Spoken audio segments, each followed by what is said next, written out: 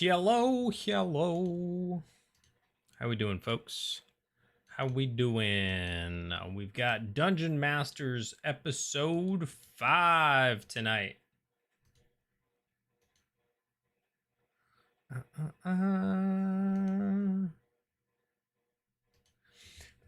Oh, actually, let me check this because I'm interested in this. Can everybody hear me? Are we all good? Ahoy! What up, Piratey Steve? I forgot to clear up the stuff behind me. I had to record a thing for something else. I literally have the top to a table sitting on my bed right there. God, what is my foot on?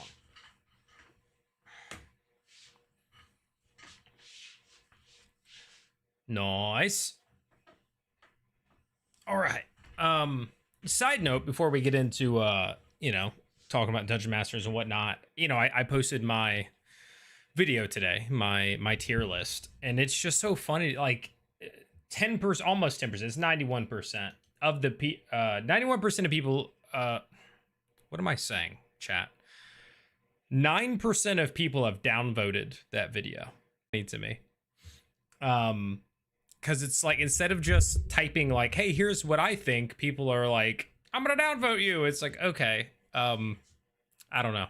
I guess I just don't use downvotes for stuff like that. I guess just different people do different things. Zach's now a permanent part of the cast. No, definitely, he's a guest. He's a guest star. Don't know how many episodes he's gonna be in. Maybe his character dies, right? Like I have no idea how it's going to play out. But he is just a guest. He's not gonna be. He could be a recurring guest, but he's not. Ricardo, thank you for the subscription. Yeah, he's not going to be a permanent member as far as I know. Yo, what's up, Double?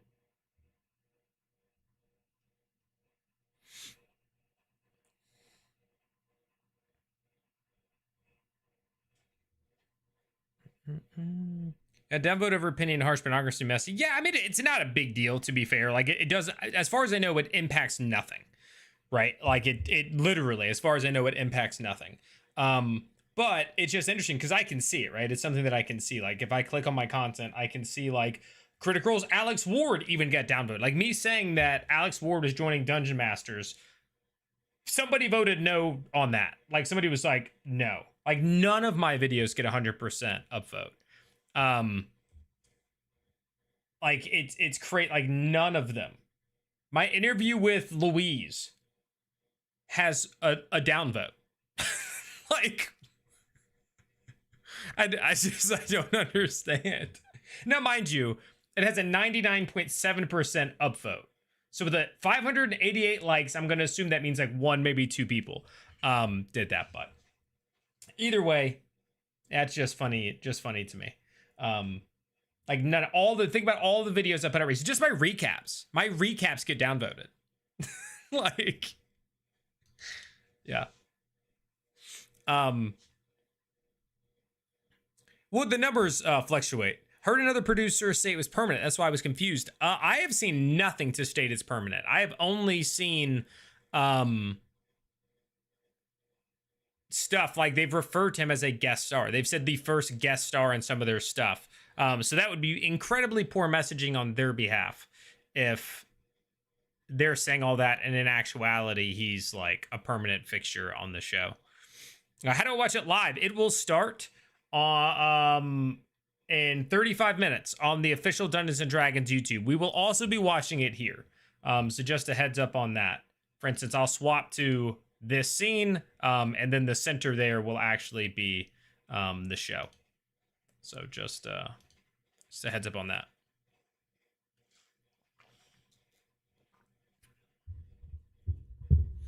Maybe it's recurring troll. Yeah, again, there's multiple though. Like, it's not like it's always just one thing, right? It'll be like 91.6% upvoted, 8.4% downvoted or whatever. But very interesting. Also as live stream. Yeah, Dungeons and Dragons YouTube will have it. Could be a mobile misclick. Who knows? Who knows? Again, it's not that big. It's just something that I find so interesting that I feel like I could post like puppies are saved and somebody would be like, downvote. I hate puppies getting saved. You know, like that's just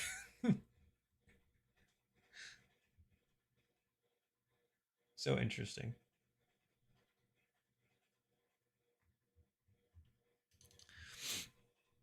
Finny, yours really dig the concept. Hey, let's go, Jordan. Heck yeah. Have you seen Dungeon Masters before, or is this? Did you get introduced from one of my videos, like me talking about Alex Ward being in it, or what? What brought you into wanting to watch Dungeon Masters? Yeah, tonight we will get Alex Ward back. I think he's there for the whole episode, judging from what we've seen in regards to, you know, they have a like a preview up on YouTube. Like when you click on the official thing, it plays like a snippet, right? Like a trailer, and he's in all of that. There's also apparently a decent reveal at the end of this one. No spoilers, but let's just say a fan favorite may be making an appearance or referenced in this episode. I haven't watched it, so I got sent the early copy. I did not watch it because I like watching it with you guys.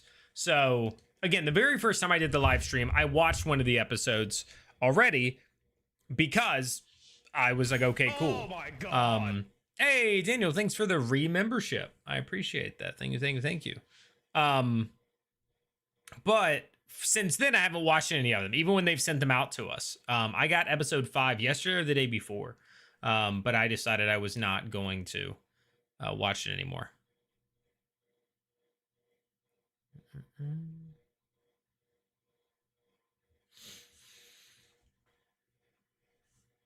What made you lose track of it? Like you just weren't as interested, or I'm curious. I've enjoyed it. Like truthfully, you know, this isn't just like a content thing for me. I mean, it clearly, because it's not like it does super duper well for anything. The reason I covered the Alex thing is because more so, one, it could introduce people to this, right? Like that was a big part of it.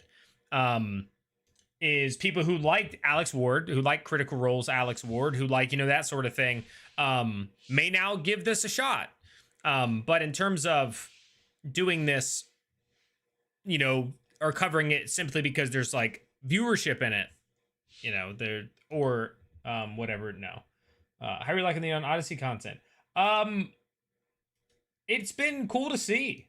I don't know why I didn't see that in my chat. So, Matthew, I'm sorry if you said that a while ago and you're not here anymore. But it's cool. The more I watched 2 videos about Neon Odyssey earlier today, and the classes seem cool. It's very interesting. It's a lot more than I originally thought it was, which is cool. Jordan says, I'm fully caught up. I'm an avid D&D player as well as watching actual plays, so I was pretty pumped to see something official showcasing new content. Heck yeah. Yeah, no, it's neat. Also, I got to meet with the head of marketing for Dungeons and Dragons on Monday, and I made some suggestions about this show that he says will appear in episode 6. He was like, that's really good. I like that. You're going to see that in episode 6. So we'll see if that ends up being true. Oh, I didn't see the message that came with your membership. Great to be here. Looking forward to the watch party. Heck yeah. Heck yeah.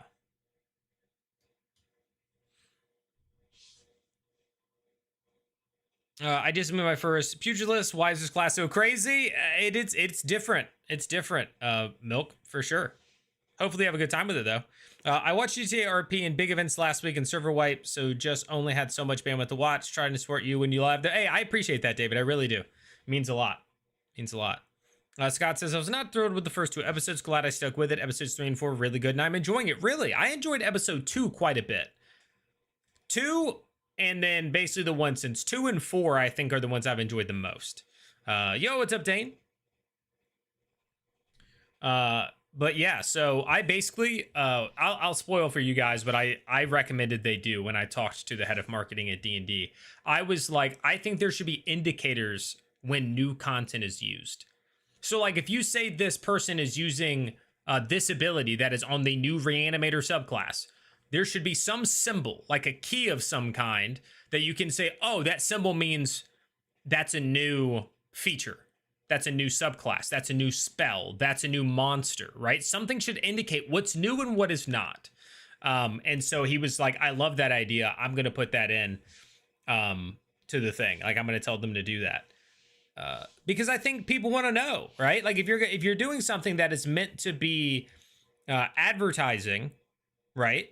I think it's good that people should know that, oh, this is the new thing. Let me pay attention to this part. Well, how does this work? Let me get my thoughts. Oh, that's really cool. That's so cool. Oh, that's new. I'm gonna get that, right? That seems good to me. Yeah, I was giving quite a bit of feedback, and I honestly was willing to give even more, but it was a group of us, and I didn't want to take up all the time. I think the first or second person to speak, and was just like boom, boom, boom, boom, boom, boom, boom, and then a little bit later it was like boom, boom, and a little bit later it was like boom. But there were quite a few things that I'd like to talk about or discuss in that regard. I did bring up that I feel like some of the issue they're having, and I posted a little short about this, is the language they're using is hurting them. Right? Like when they're saying things like live service, when they're using words like seasons, when they're, drops, they're using a bunch of game language, like video game language. And therefore the audience is getting upset with them, even though I said this is one of my things, they're calling them seasons. If they would have just said, here's our schedule for the year, we're going to release these books kind of in a group, and then we're going to release this stuff, and then we're going to release this stuff, nobody would bat an eye. But because they're going, we're introducing seasons, people are having that sort of like, seasons? What do you mean seasons? Video games, So yeah, somebody else pointed out they could have called, what did somebody say? Ages. This could have been like the Age of Horror. Could have been the Age of Unearthed Arcana, or the Arcana one, Unleashed Arcana, the Age of Champions, like all that, instead of seasons. I said chapters. Could have been chapters. How we doing, Rubber Room Rat? All those things I think would have been options that didn't immediately go into the problem they're having.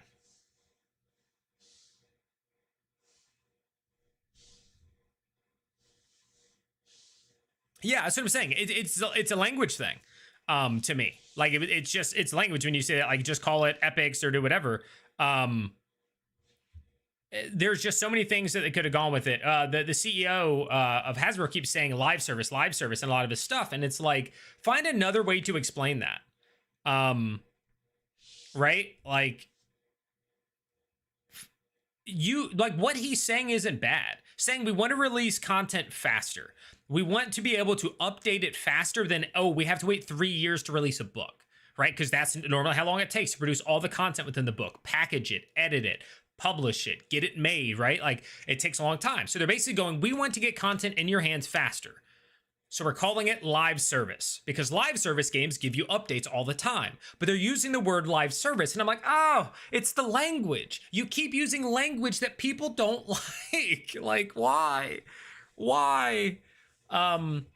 Because and people take that and they run with it, and then they talk negatively about it when it's not a bad thing. Right? Like, this is good. This is getting content to you faster.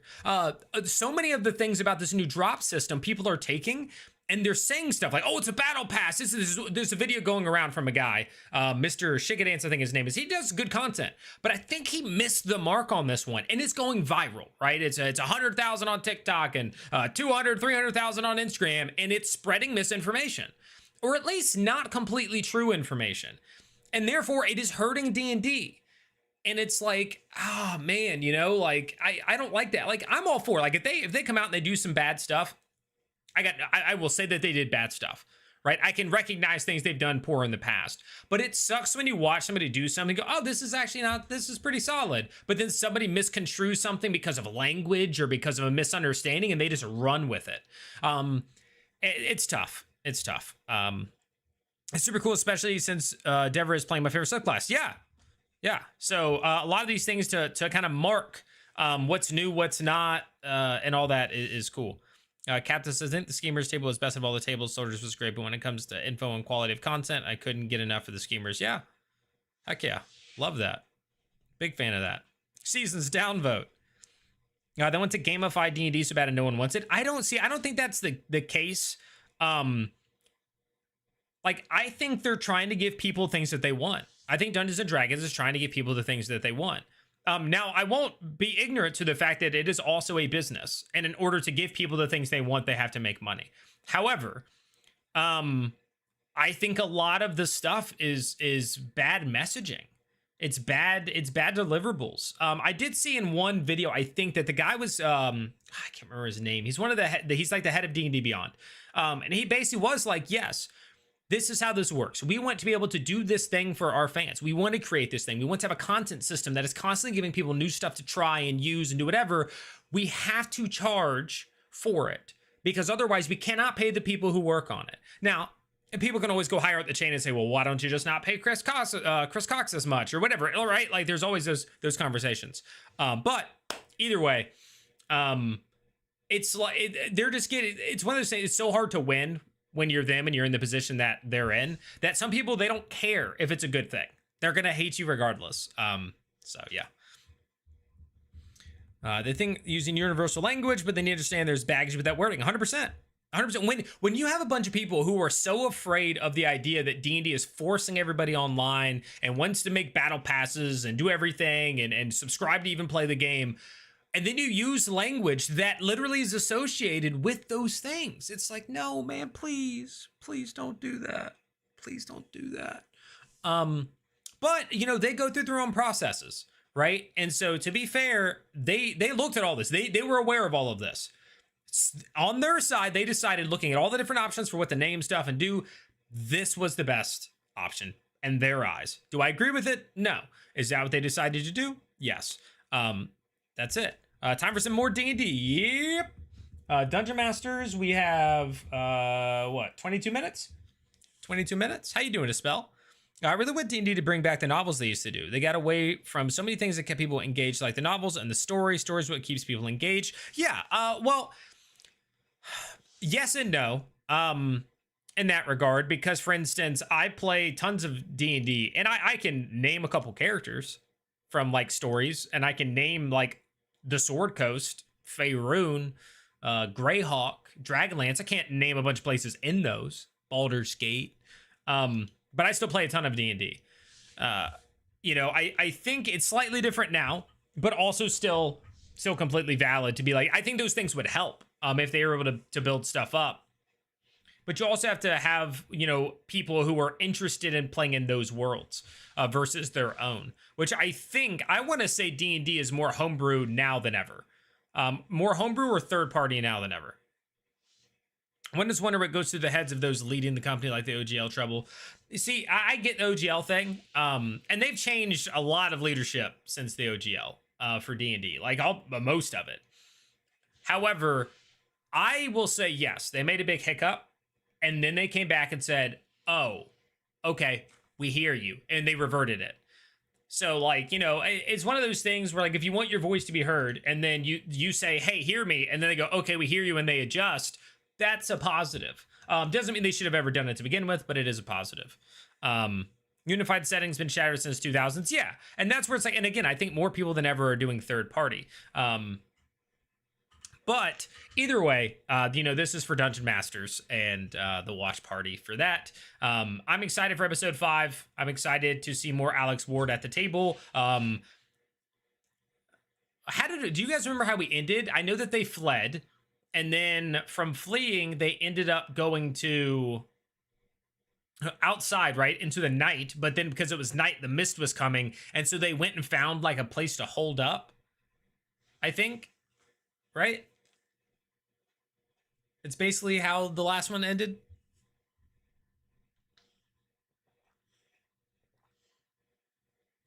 I also did not expect the fight to go the way that it did, because when it first started, I was like, yo, they're about to get their butts kicked. Like, this is about to be very bad for them. And I mean, it didn't go well, right? Like, it was still tough. But they did make it. They did make it through. Ravenloft is a good return to form, though. Yeah, and again, one of the beautiful things about this, I don't even want to say this new seasons thing they're doing, this new program, this new release schedule they're doing. One, I like that it's unifying a bunch of stuff. Two, it's releasing different stuff. So it's not like again, we get like a 2-month period with the horrors within, a Dungeon Master screen related to it, some Taroka cards related to it, and then we move to the Unleashed Arcana. And then we get 2 books. One is a whole adventure related to the Wizards of Thay. And then we get a whole book that's going to have like, you know, magic subclasses, new spells, new, right? And then we're going to move into the Season of Champions. What is that going to have, right? What kind of, I'm assuming subclasses. I'm going to assume maybe some stuff about a world or whatever. Like, that's cool. The fact that we're getting that much stuff before the year is out, I think is actually incredible. I think that's so, and if they continue to pump stuff out like that, that'll be awesome. One thing I'm curious about is how big these books are going to be.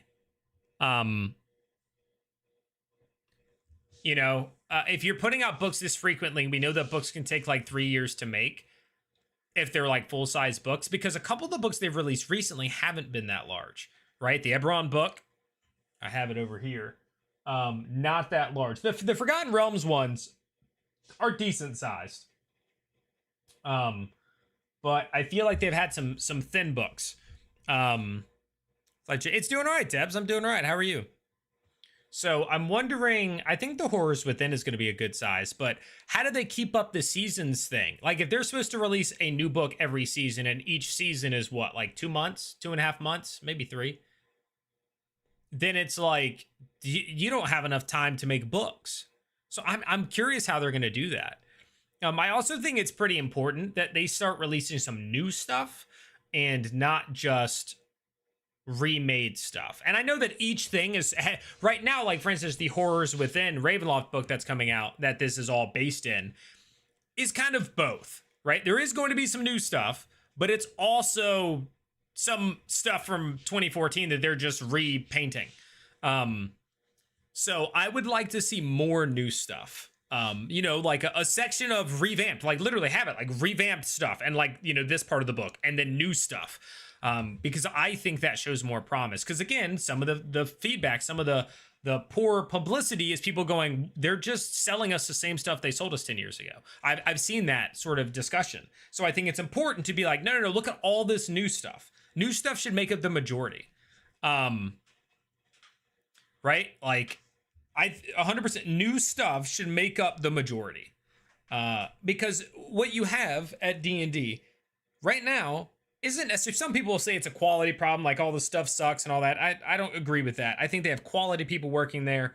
They have an image problem. And if you want to fix your image problem, then you focus on your image. Yeah. Regardless of my complaints about Wizards, I'm loving Dungeon Masters, and I hope that it sticks around for a long time. Wizards did something right, so they get credit for that. Absolutely. I can tell you guaranteed it's sticking around for at least 2 more seasons.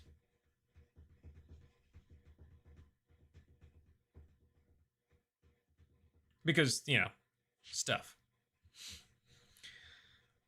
Pulling from that Star Wars model. I don't remember what. Oh, like redoing stuff?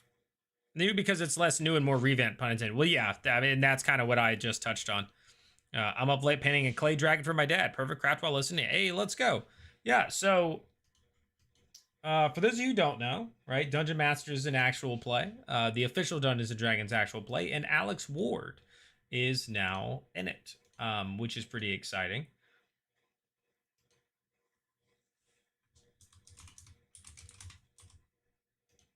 I wanted to see.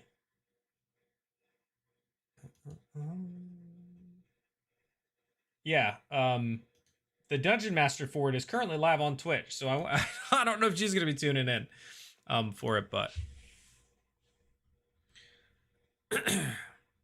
I think they need new campaigns and new worlds, expansions of existing systems. Yeah, I'm with it. I'm with it. Like, I don't even mind if you do like, here's Ravenloft, but like an adventure within Ravenloft that's completely new, that's completely different, right? Not Strahd again, not, you know, something completely different, new, or a different version of Ravenloft, right? I don't mind some settings getting more stuff. More adventure books based in, you know, a Faerun or a Greyhawk or all those sorts of things. I don't think that they're going to fix the image by putting out the same content with new paint, because that's what people are saying you're doing, and it's not a good thing, right? More than 10 years. I had the original I6 Ravenloft 2000 Silver Anniversary reprint. House of Strahd for 2E. Expedition of Ravenloft for 3.5. Ad nauseum. Wow. Send me all that. I want all of it. I think the new update to core rules and player books were opportunities to add new and bring up old decodes, so to speak, for sure. And again, I like the 2014 or 2024 rules. I think in general it is a system upgrade. I would have preferred they just did 6E. Like if I had my way, they would have just done 6th edition. But it is an upgrade. It is an upgrade. But then it's like, okay, now let's make new stuff to go with it. And what companies need now is direct community contact, like talking to fans on live stream, answer questions, post to them, and feel like they contribute to the end result. Yes. And I've been so I'm a part of the D&D creator program, right? Cool. I have contact with the D&D creator people. And I made a big suggestion with all this stuff going on about drops. I was like, let me talk to them and give them a chance, like do an interview and give them a chance to respond to the feedback, right? Like respond to the concerns, give legitimate answers, be open and honest about this stuff. Like it's okay. People would rather you say, hey, look, the reason we have to make this a non-shareable thing is because the whole point is that we want to give you this content, but that means we got to pay people to make it. And that means there has to be revenue coming in to support this project. And, you know, just be like, hey, look, this is it. It's cool stuff. It's meant for this. Like address all the concerns head on and do that regularly. You know, I basically suggested that each time you release something, you do your normal rounds of like, you know, doing some interviews here and there, and then you wait a week or two. You see what all the initial responses are of people saying like, you know, oh, this is that, and this is that, all the negative stuff. And then you directly answer those concerns in a live thing, and something where people can actually go and be like, oh, they heard us. This is why they did that. This is what they'll change because of what we said. This is right. Like more front facing. And they've done some of that, right? Like we're seeing the videos that they put out themselves discussing the drops with D&D Beyond. We've seen a couple interviews. But I think it needs to be ramped up. I think having a sit down after Dungeon Masters with one of the designers and one of the cast, where the cast sits around and talks about, oh, I really loved this thing about, I love Soth. Like, I want to know more about Soth. And then one of the people is like, yeah, so Soth is, you know, a Lord of Dread, and he's this, and this is one of his big things. He was in a book from 2nd edition, right? Get people that opportunity to learn about the world alongside the cast. Like, get them involved. Make them care about Ravenloft. Make them care about Soth. All these things. I don't know why I'm ranting to you guys right now. I'm sorry. I'm just going. Put me in a boardroom with these people. Let's make something happen.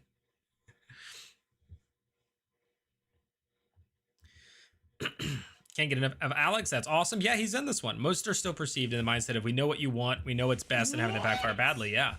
Adrian, thank you for the subscription on YouTube. Appreciate that. If they didn't rave off for 4E, I skipped it. Yeah, I don't know if they did. Like Blizzard, big boo boo when it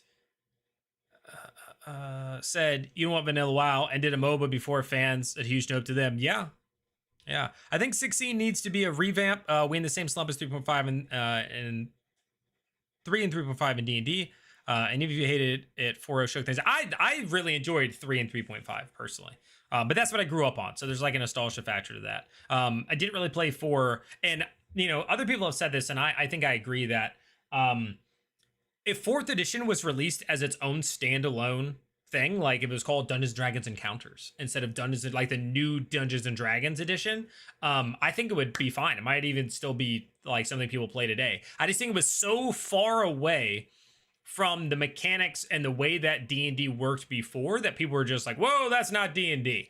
So I think if it just had a different name and it was just its own separate game, I think it might have been fine. Maybe it's a hot take, I don't know. Why is having fun and imagination as an adult so expensive? I don't know. I have no fun and no imagination. Can't help you.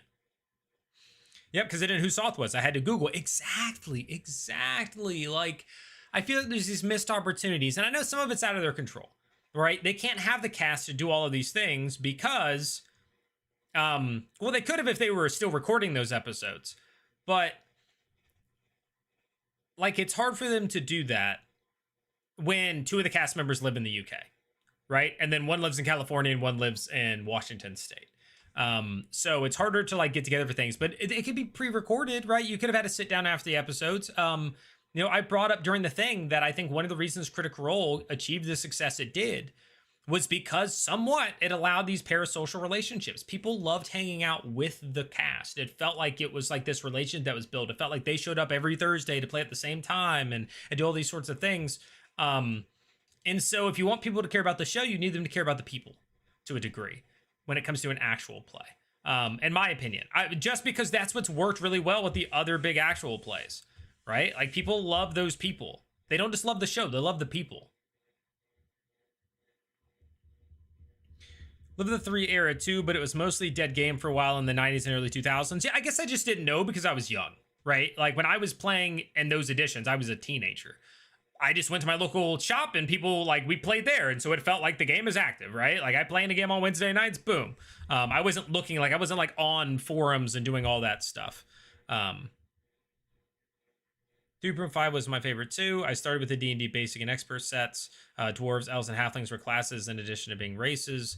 I have just different 3.5 books back there because they always used to. So you would have like the normal books, right? The big books and all that sort of stuff. And then they would release a bunch of small books. Like you get like the rogue book that was just focused on cool stuff for rogues. And you could get like a book that was like, I have it. I don't know. Maybe I can grab it.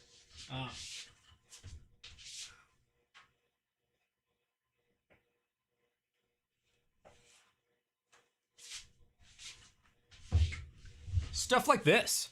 Song and Silence, a guidebook to bards and rogues, right? Easy little book. Also, I preferred the design. I love this old school, like 3.5, like the whole look of the books, the whole design of the books, looking like a tome with the clasp, like metal clasps on the edges. I love this. But this is all just stuff for rogues and bards. Subclasses, new ways to use skills, poison, how to use poisons, Temple Raider of Ola Damara, like just cool stuff. Hero Builders guidebook, boom, right? Like more stuff. I like this. This stuff is just cool, right? Rolling your ability scores, choosing your race and class, creating your personal history, selecting your alignment, planning your future career. All this stuff on like building a hero. Why isn't this stuff made anymore? Like that should require a lot. I love it. I want more stuff like this, right? Like I think it's totally fair. If so, people are like, oh, we want a new book. Cool. So you release a new book that's like a general, like a big book, right? Let's think The Horrors Within. But then you also release a book that is just for bards and rogues, and it's just focused on new equipment for them, ways to use skills for them, 2 or 3 subclasses for them that are standalone. And then you do it for this because the people who love playing bards and rogues, they're gonna buy this. They are going, like, the people who love bards and rogues are gonna buy this. Yeah, I don't know. I don't know why these small books aren't made like they used to. Yeah. For lore and world, but I agree. Yep. Big reason for CR's success. Absolutely. It felt like a group of, like, it used to be when people used to say, oh, you're just watching a group of friends play D&D. Like, you knew that was true in early Critical Role, and you felt like you were just outside of that friend group. And it helped build that sort of like, oh, I like these people, not just their thing. Like, I like these people. I think that's important. Meme Club says, I would so buy a book all about Rangers. Exactly. Like, why isn't there these things? I'm curious. Again, they may have information as to why they're not doing these things. And I don't have that information. But I'm very intrigued by it. 4 minutes till showtime, by the way, guys. 4 minutes, and then we'll change scenes and we'll watch Dungeon Masters. And I'll stop ranting at you all. You're a dungeon master, but you have a whole universe of imagination in your mind. It should be a legit D&D chat. I'm still a newbie, but I'm enjoying learning things from you in chat. Absolutely, no problem.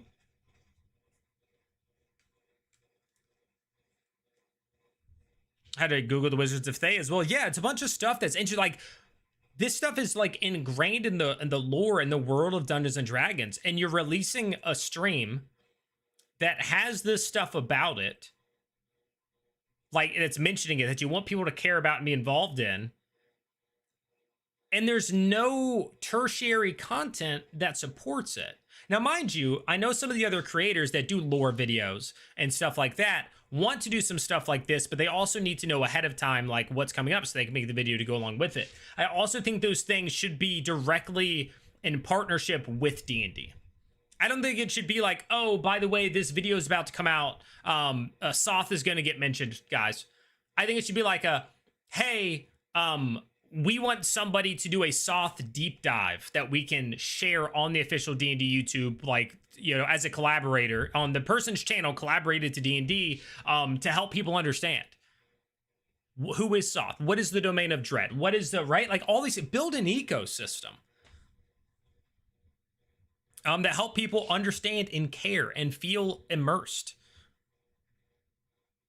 It's better for community. Honestly, I would watch the heck out of lore like that. Yeah, and again, I said in that meeting, I said I'm more of that. I want to interview the cast. I want to talk to people at D&D, all that sort of stuff. When it came to like, I said I do more like recaps, reviews.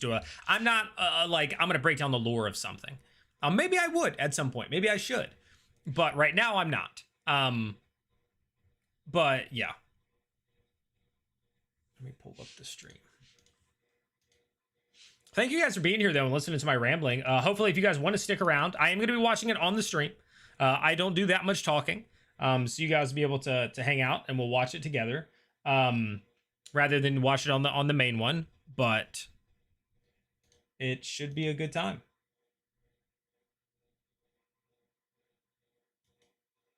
Should be a good time. Pulling it up now. We still got, really, it's like 3 minutes because there'll be like the countdown when it comes to everything, but yeah.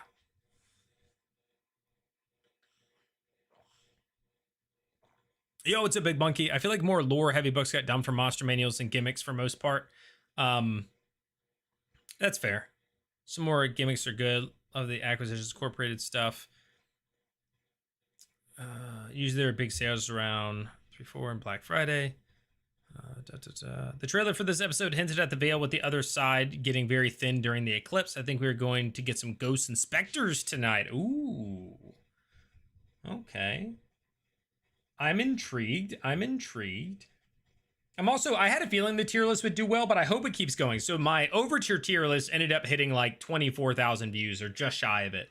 It would be lovely if this one did as well. It really, really, really would. We will see. Because I'm not sure how popular... Like, I don't think Critical Role is as popular right now as it was during the Overture. Because I think a lot of people fell off. Well, I think we had a drop-off in the Overture because it was so much. Some people didn't like. Some people probably fell off. And then I think we had another drop during the Seekers.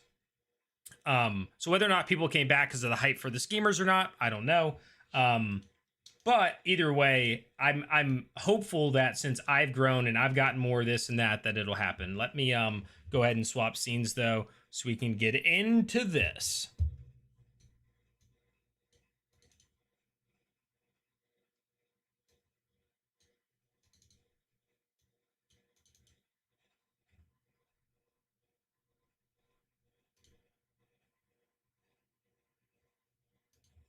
Let's go.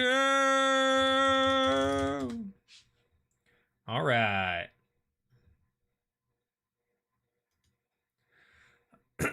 I will hide the chat and all that once it actually starts. But yeah, so this is how we'll do it. We'll watch it just like this. I'll make it all full screen. Here we go.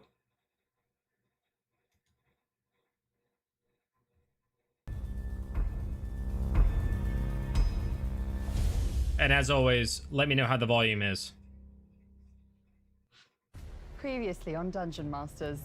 Soth's eyes shift. The sorry lot of you deign to waste my time. You should So it get on the way. begins. Your daughter is waiting for us. Please tell Lavender I miss her. I know the tide you are fighting against, and you will need everything you can get your little claws on if you're going to fight it. 3 banshees. If we can recover all 3 and return them to Soth's Keep, we Yeah, might Daniel, have a that's way what to save all of I'm us. telling you. A We're going lot to of go people meet this dropped off. person and ask them for help. It's okay, I'm gonna It's bring all my good, friend Debs. Alex Ward to the table. Yeah, Daniel. I'm pretty sure a lot of people left during the Seekers. Oh my god. We don't have a lot of time to explain this, but friend is a big word. She's a co-worker. You know her? I kept her.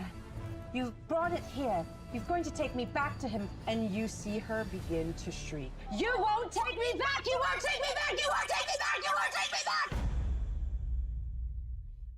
Lividity. That was not Lividity. Came out wrong, sorry.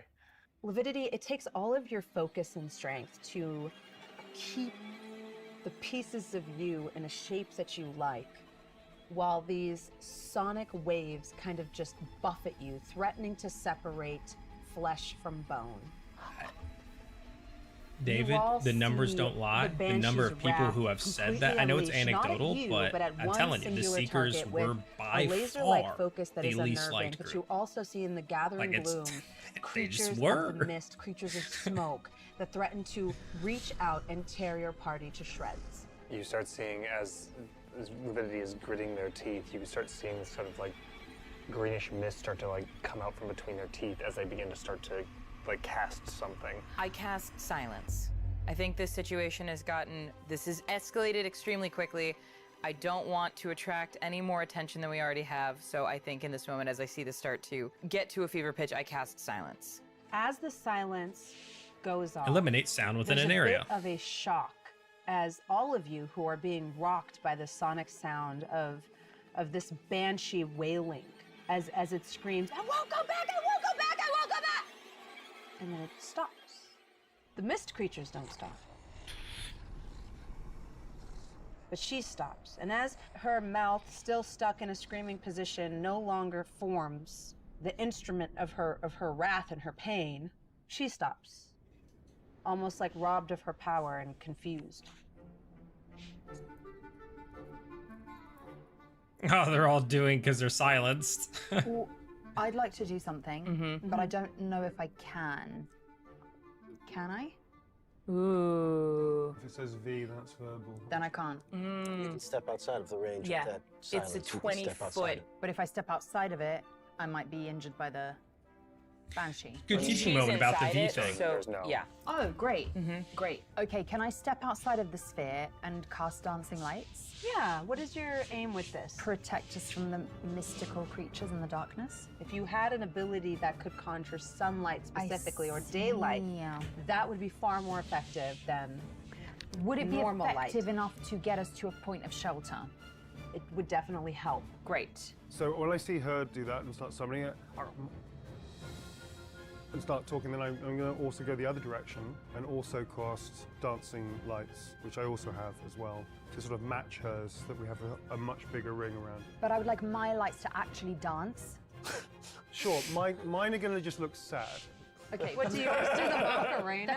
Actually, the Macarena was exactly what I was thinking. I don't know if that's like a trademark thing, if we can use it, but The some kind of conga. choreographed dance Yeah. is exactly what I was thinking. So, and then mine will do that, but be out of step with hers. Krem, as you exit this sphere of silence and long enough for you to cast your spell and send the lights up, Solus on your shoulder speaks to you and says, there is a temple nearby, a ruined temple. It could be- button. It could provide a shelter for the night. You see his eyes kind of narrow as his beak gestures to a far away purple light in a searing line, tracing out the outline of the mountains. And he says to you, the ethereal flames are spreading every day. Sithicus grows more and more unstable. I think these creatures are emboldened by the sort of miasma brought on by these flames. Yeah, intriguing. Well, lead on, then my dancing lights will follow the way and we'll move the group towards. Very well done, Solus. He eagerly takes off in a straight line. Okay. almost like a paper airplane, just kind of cutting through the night, deftly dodging in between arms and limbs and maws, trying to cut away at him. Okay, so One good, of I your agree. lights going with him, not only serving as a beacon for you all to follow, but serving as a little bit of additional protection for him. Oh, good. I'm Welcome gonna in, sort of Edwin. They trot in just front of started. The party, turn around and sort of gesture this way. Come on, I know you can't Been hear going me. for like and, 5 minutes. Oh, goodness, no, nobody ever listens to me anyway. But this way, come on. I'm gonna just stand above him because I am taller, just and then hopefully they'll see me. Yeah. Give me a group survival check. You can do so with advantage since you have these lights kind of helping you guide your way. Lividity standing in the silence is just watching the banshee and kind of looking around as It's though yes, an animal cornered trying to find the best way out of this Yeah. situation for themselves. The banshee is glaring at you, but as you notice, as Zora moves away with Krem, almost as though yanked by a leash or a chain, the banshee is pulled backwards into the darkness, out of like this sphere of silence.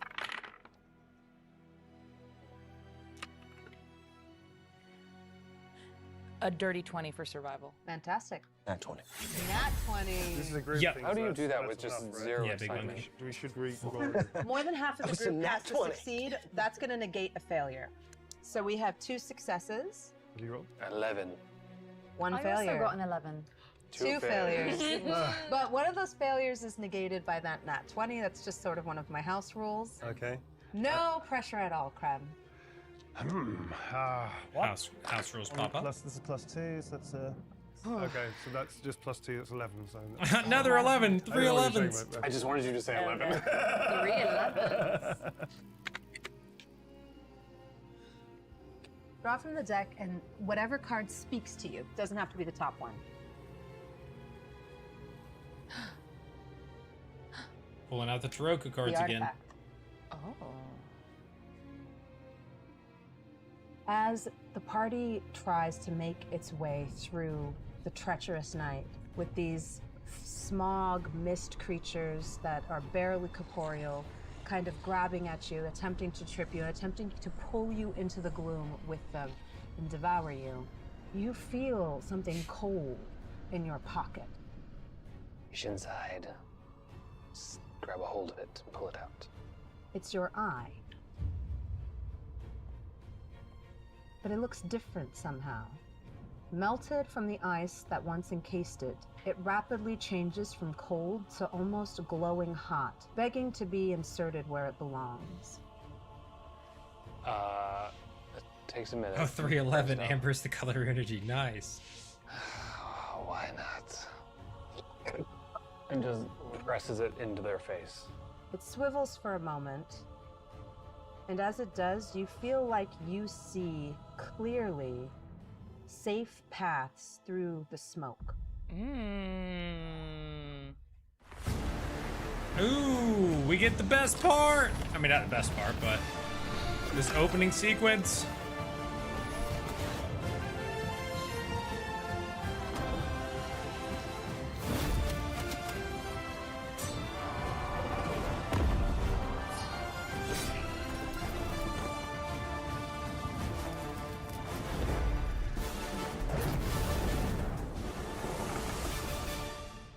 Crazy eyes, yeah. As we're running, I start to be like, not that way, left here, straight through there, and guiding everybody going through. Do you trust her? She seems to be taking us We along. have no choice, Krem, and we don't have time to talk. Oh, okay. Let's follow this lividity. Can I see is the Solus still in sight? Yeah, Solus is kind of giving you a general direction. Okay. Lividity is giving you very precise, like grabbing, Wesley by the scruff at one point, pulling them just out of reach of like one of these mist creatures. Around you, you're surrounded by the smoke that kind of forms into limbs that grab at you, but it's almost as though Lividity sees it before it happens. It's almost as though Lividity sees the true form of these creatures and the extent of their reach. As you can see, Lividity's eyes darting back and forth, and it's almost like I think we get a new one. as from a New York. normal I think it's person's possible. eyes would be in sync and move at the same time, the Lividity's right eye, which is the one they just inserted, moves first, and then the other one follows. Oh, that's cool. I like to imagine I fall into lockstep with Lividity, and it feels sort of like, it's a practice thing, and I'm sort of slipping under a tendril, and she's calling, bank left, bank right. Amazing. Brick wall. Brick wall. The only difference visually between the two eyes, since this is your eye, And my original is a strange ring of black, an additional ring of black outside the iris that perhaps wasn't there before. I don't know. As you blink, a single tear kind of trickles out of the corner of your eye, and then as you sort of like pull at it, almost as though there's a hair in your eye, an entire black rose petal comes out. What the heck? That's new. Disconcerting. I put it in my pocket.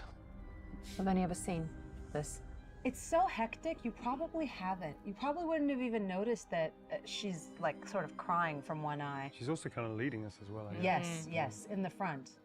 And you see the ruined temple in front of you. Its threshold promises you something you haven't had in a long time. Safety. Ruined though it is, a cruel inversion of what it was supposed to be.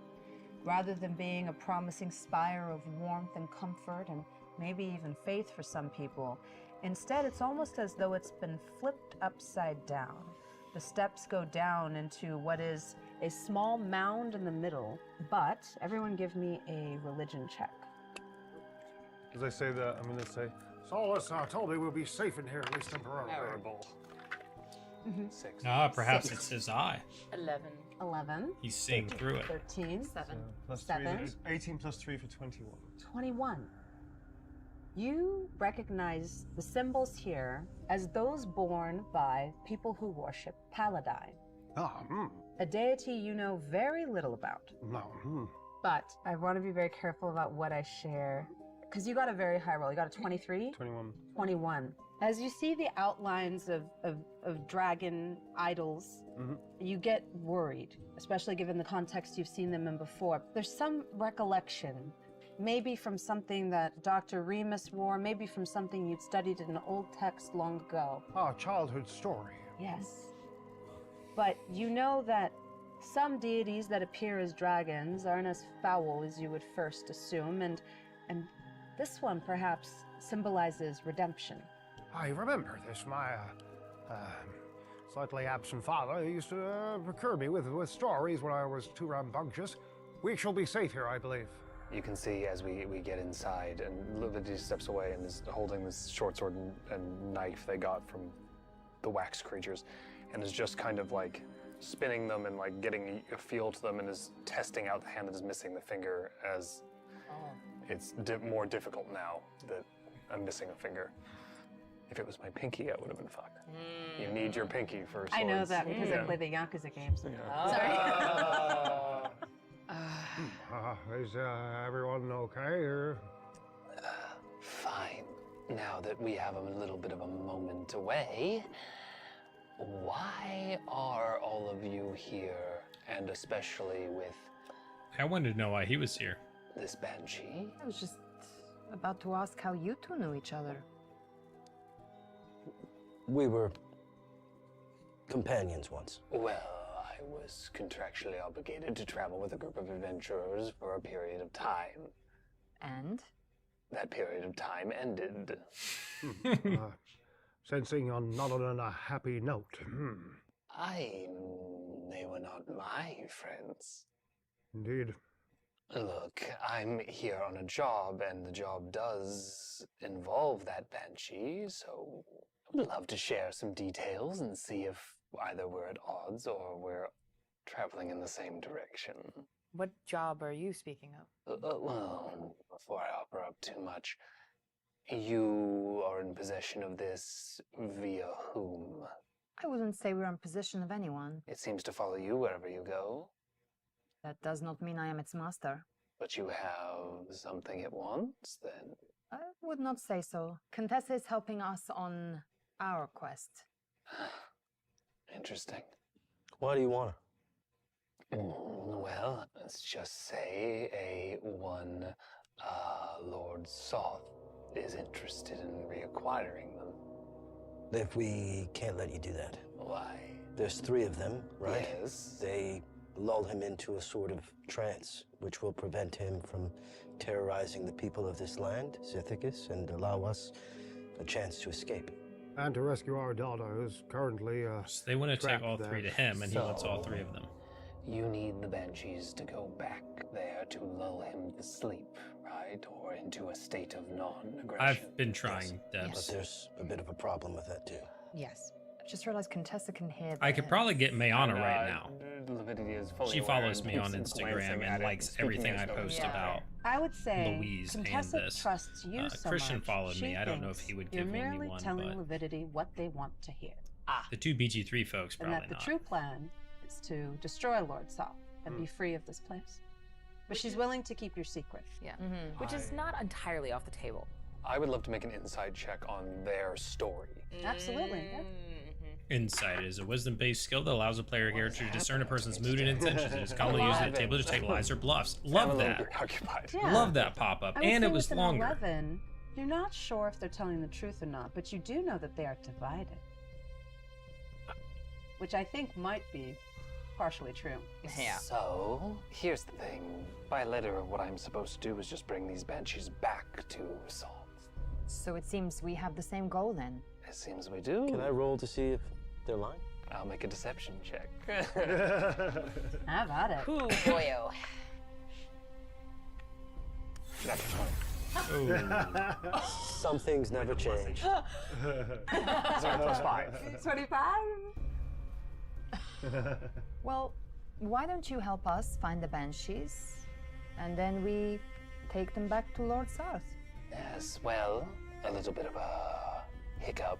I agree. I think Kadroff pop-up's is also fantastic. after them. Which is why I ended up where I am. I had acquired this one. He was trying to take it from me. He doesn't know where we are now? Not to my knowledge. I have a pretty good idea where the other two are. Are they here? Are they? You have heard tell of a halfling village that is somehow immune to the horrors of the night. Where everywhere else crops fail and fruit withers on the vine and life is kind of stuck in this sort of stagnation and this oppressive fume that kind of rests in the decay that is Sithicus.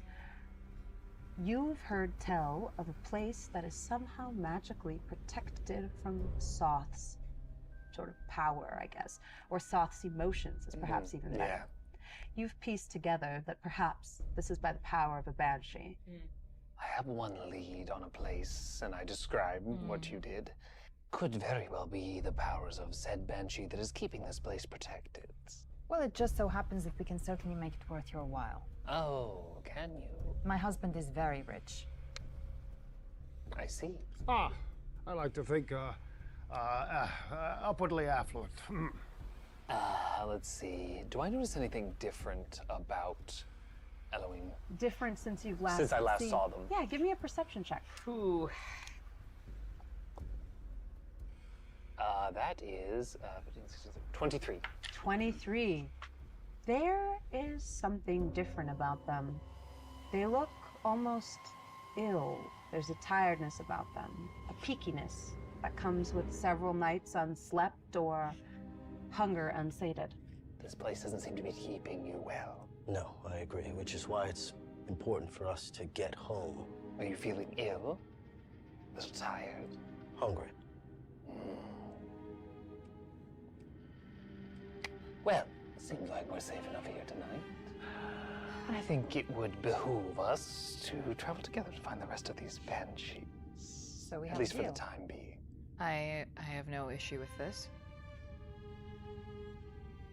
Why do you have that little thing? Well, not that it's any of No, your I don't have any business, snacks. but It's Sol was partially here. my business, then I'd have to part of the get reason some. I was captured in the first place. Oh, maybe I spoke out of turn, but well, Solos here has been very valuable to us to help us try to rescue our daughter, which is, of course, our prime reason for being in what we are now, and really the only focus I have on this. Of course, I understand.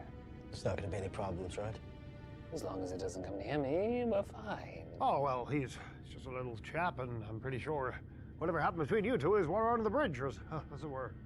As you say this, Solus kind of like leans into your ear and says, "She does not understand loyalty as you and I do. She will sell it to the highest bidder or take it for herself." With barely any reaction, my mustache involuntary twitches. but I'm going to try not to react to what she said. And then Sola says, "Stay close to Zora tonight. She will know that if she takes the manacles, she can take the Banshee." Well, I don't know how the rest of you feel, but I could do with a bit of a rest. After all, I'm still taking some of the wax that's still on me off. after all, I think all of us had a bit of a rambunctious time, and I think it's probably a good idea we get some rest, maybe some watches. You might want to go first as you want, and I can take another watch, of course. But Zora, maybe you and I can discuss a few things tonight. Yes, I do think we should. I just want to pull Eloise aside quickly and say, ideally without Lividity hearing. Fine. Eloise, can we trust her? Truly. No. Absolutely not. Okay. Short and to the point. No. Like our marriage. Do I hear that? I don't know. Everyone's 20 so years secretive. is short and to the point. For elves. For an elf. For elves, that's a blink of an eye. Wow. Liv, I think you and I should take the first watch. Pleasure to have you with us. Thank you for the assistance earlier. I do appreciate it. Today is a day where I don't have to be in pain. Since we're establishing watches, do I take that to mean, are you staying up all night, or are you going to A lot of people have said take that a long as rest, well. short rest? I'd Just like so I know mechanically. Long rest. I think long long rest. rest. Okay. Long rest. Too tired. The horrors you've seen in Sorrow have kind of unnerved you a little bit. Yeah. You haven't Yeah, seen I that mean, Displacer they Beast played in a have one-shot long already. time. In Elwyn fact, maybe you had and him. forgotten about it almost. I did. But remembering that day, it hurt something inside you. Yes. Your brother was grown, and so was his pet when you killed them. But for some reason, the Melder sought to show you who they were when you were growing up, which hurt infinitely more. I want to establish she didn't kill a little kid. No. I think Look, sometimes you gotta kill a kid. for the highest bidder, for the There's going to be a highest bidder. dictator, Yeah. okay? I think, Classic Lividity. yeah. It's the Liv I know and love. I think once again I do pray to Auril and I ask, is this my punishment? You don't get an answer. Instead, this night you hear the worst night of your life echoed and reenacted by the shadows in the night. If you tear your eyes away from the window, the last thing you see is a spectral, shadowy version of yourself facing off against your brother and his Displacer Beast.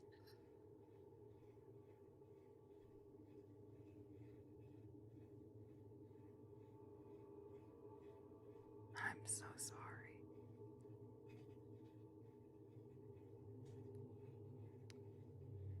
I really wasn't expecting to see you here.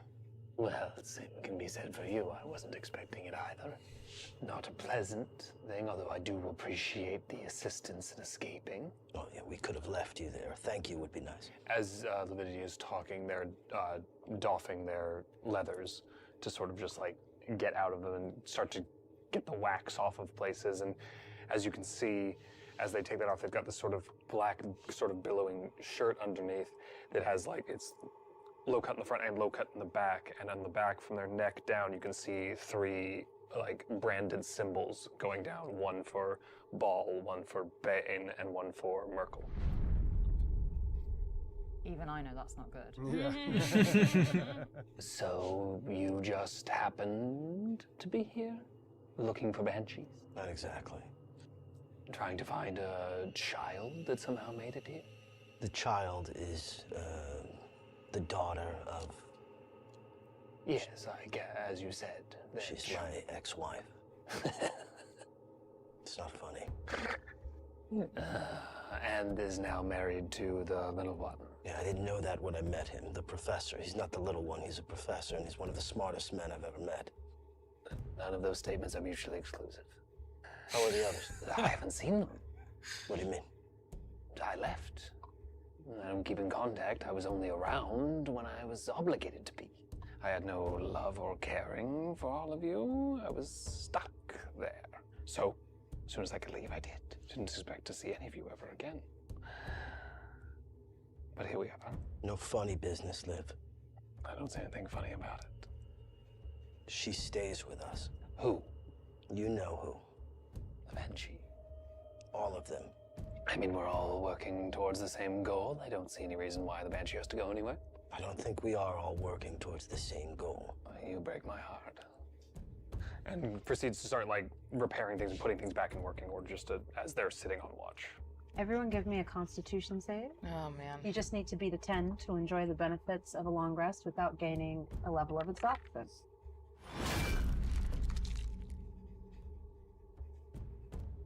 Now that I know how this works, can I give myself guidance for this Absolutely. trick? Thank you. Same as well, please. You can give each other guidance as you... 18. 18. You've never once given me guidance. Well, we're having problems. We're having problems. We're having problems. I'm not Both giving of you you. guidance. It's so sad. 12. Well, that's a success. Wow. That was scary. That was almost a 1. That was scary. That's 14.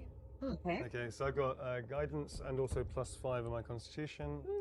So that is a, what's that? I can't see that. That's 1? 12. Yeah, it's 1 and 11, 12. 1 plus Oh, the yeah, 5, yeah, more than easily. enough. Yeah. So I get to take we get to take an exhaustion level down. Yes. Great. You amazing, enjoy the goodness. full benefits of a long rest in addition to curing a level of exhaustion. Also, because I'm taking a long rest, the downside of my dark gift triggers, which is poisoned roots. Feast that are granted Anywhere with sinister within a bargains or other 10-mile horrific radius means they grant begins to power at a cost. In siphon this away case, my Mistwalker vitality. causes If I potential take a short challenges. rest, I have to make a Constitution saving throw of DC 13, or on a failed save, I don't get the benefits of a short rest. Your eye starts to water more as you feel like almost as though a thorn emerges from it and begins to pierce the skin right underneath your eyelid. As you try to blink out the irritation, another black rose petal falls from your eye. That sounds so painful. Becoming bothersome. A thorn under your Now that we have eyelid. downtime, I take a look at this petal. It's just a black rose petal. It doesn't have Give me a anything else. history check. That would be a 19. You remember seeing black roses in Lord Soth's keep. Oh, and the poison garden. I sort of clock that and begin to consider whether or not someone is also looking when I look at things. And remember to close one eye sometimes. Sometimes you have to sleep with one eye closed instead of one eye open. I got a natural one. Mm. But In my water. I've got some lovely sorcery Got some lovely points right coconuts. here. Mm-hmm. Do you want any? Will interest you in a I will pre-use buy- sorcery point. Yeah, Zora, as you're about to go to sleep, kind of feeling particularly powerful after destroying those wax creatures, you feel a compulsion. You think to yourself, well, she does have the token, maybe I should just take a look.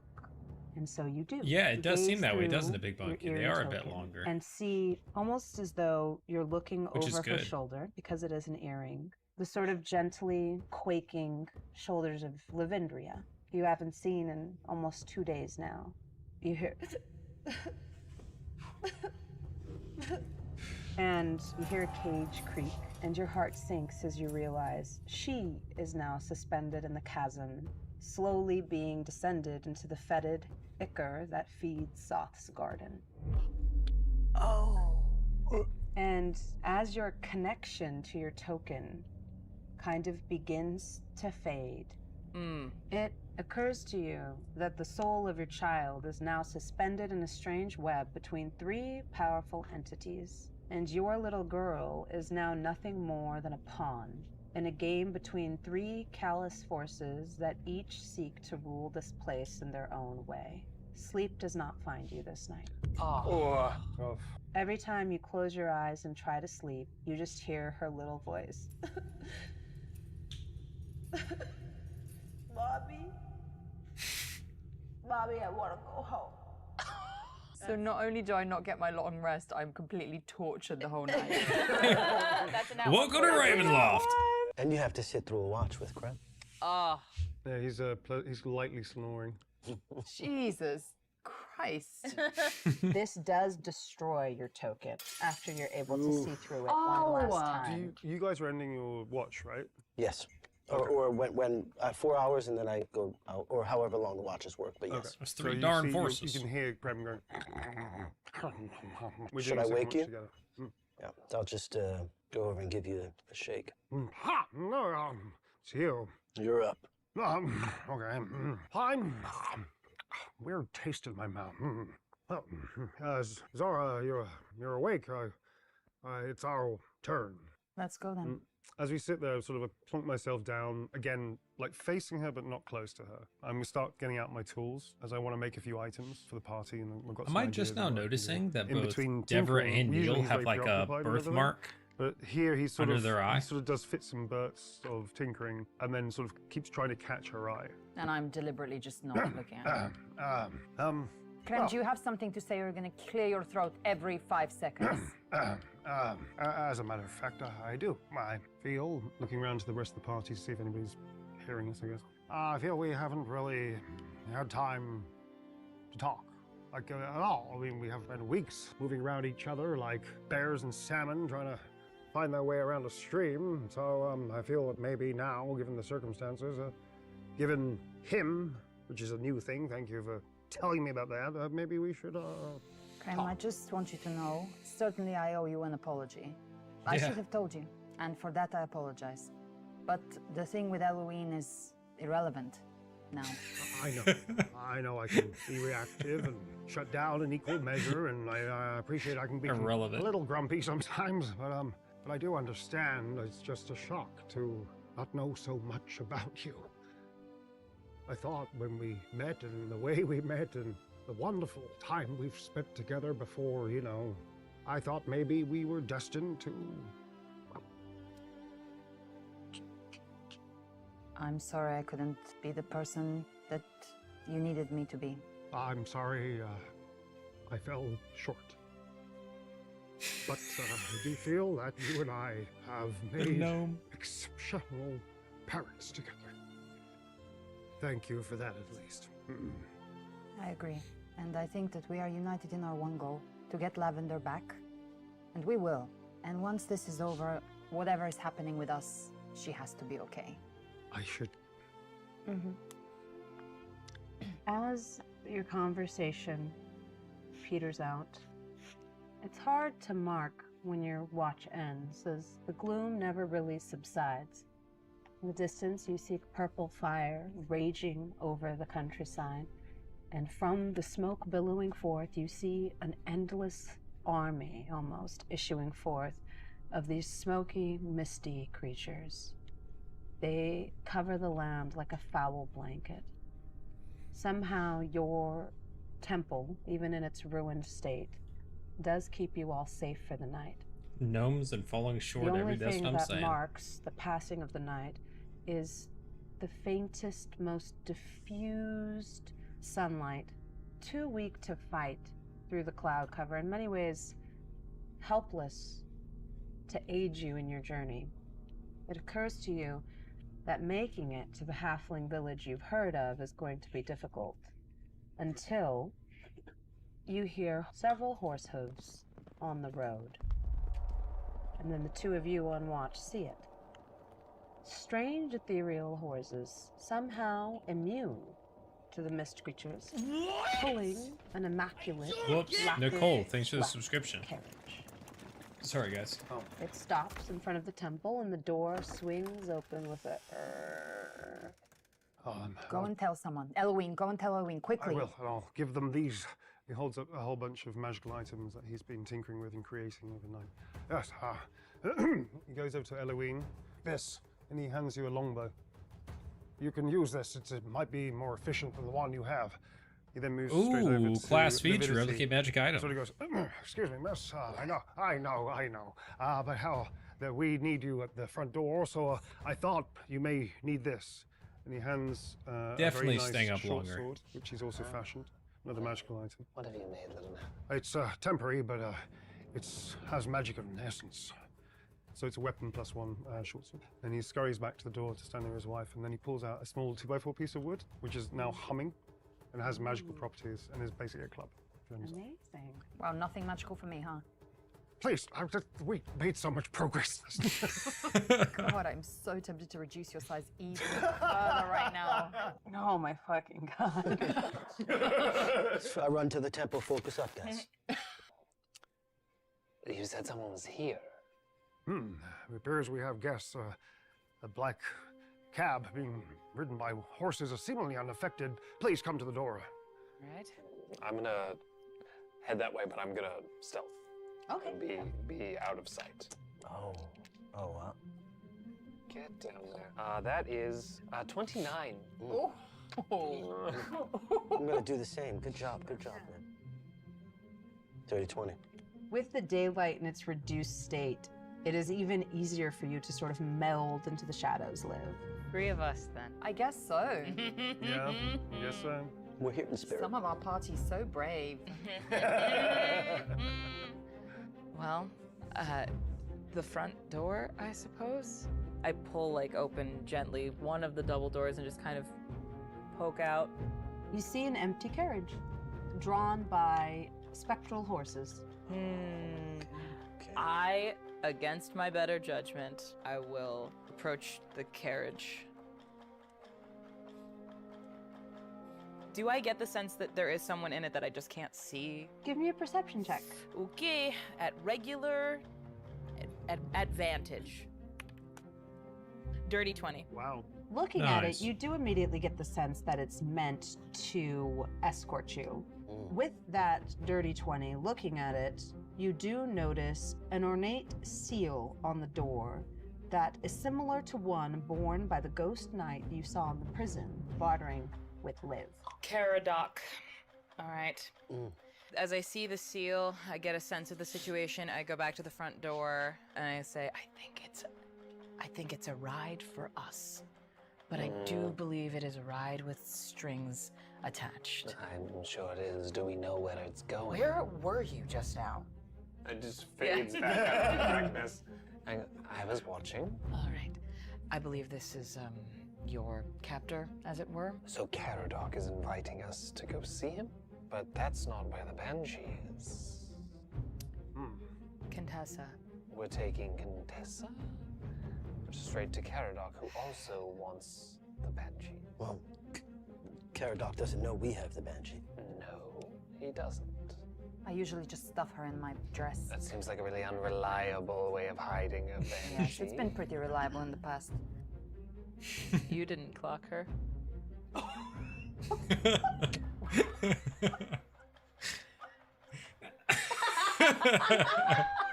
then he just turns and looks at you and he says, well, if you feel that hiding a Banshee in your dress is the best possible option.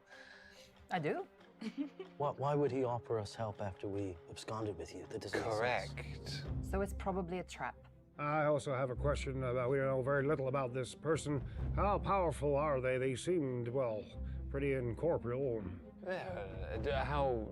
Judging by my dealings with them, how powerful would I say they are? Yes, you know Caradoc is quite powerful. You also know that Caradoc is Soth's greatest enemy. You know that every single day, Soth sends out regiments of his knights to try to find his old friend and now arch nemesis, Caradoc. During his daily visits to your prison, Caradoc wasn't just trying to dangle your freedom in front of you in return for the location of the other 2 banshees. He was toying with the idea of releasing you for no other reason than upsetting Soth. Yeah. Every action Caradoc takes is to oppose Soth.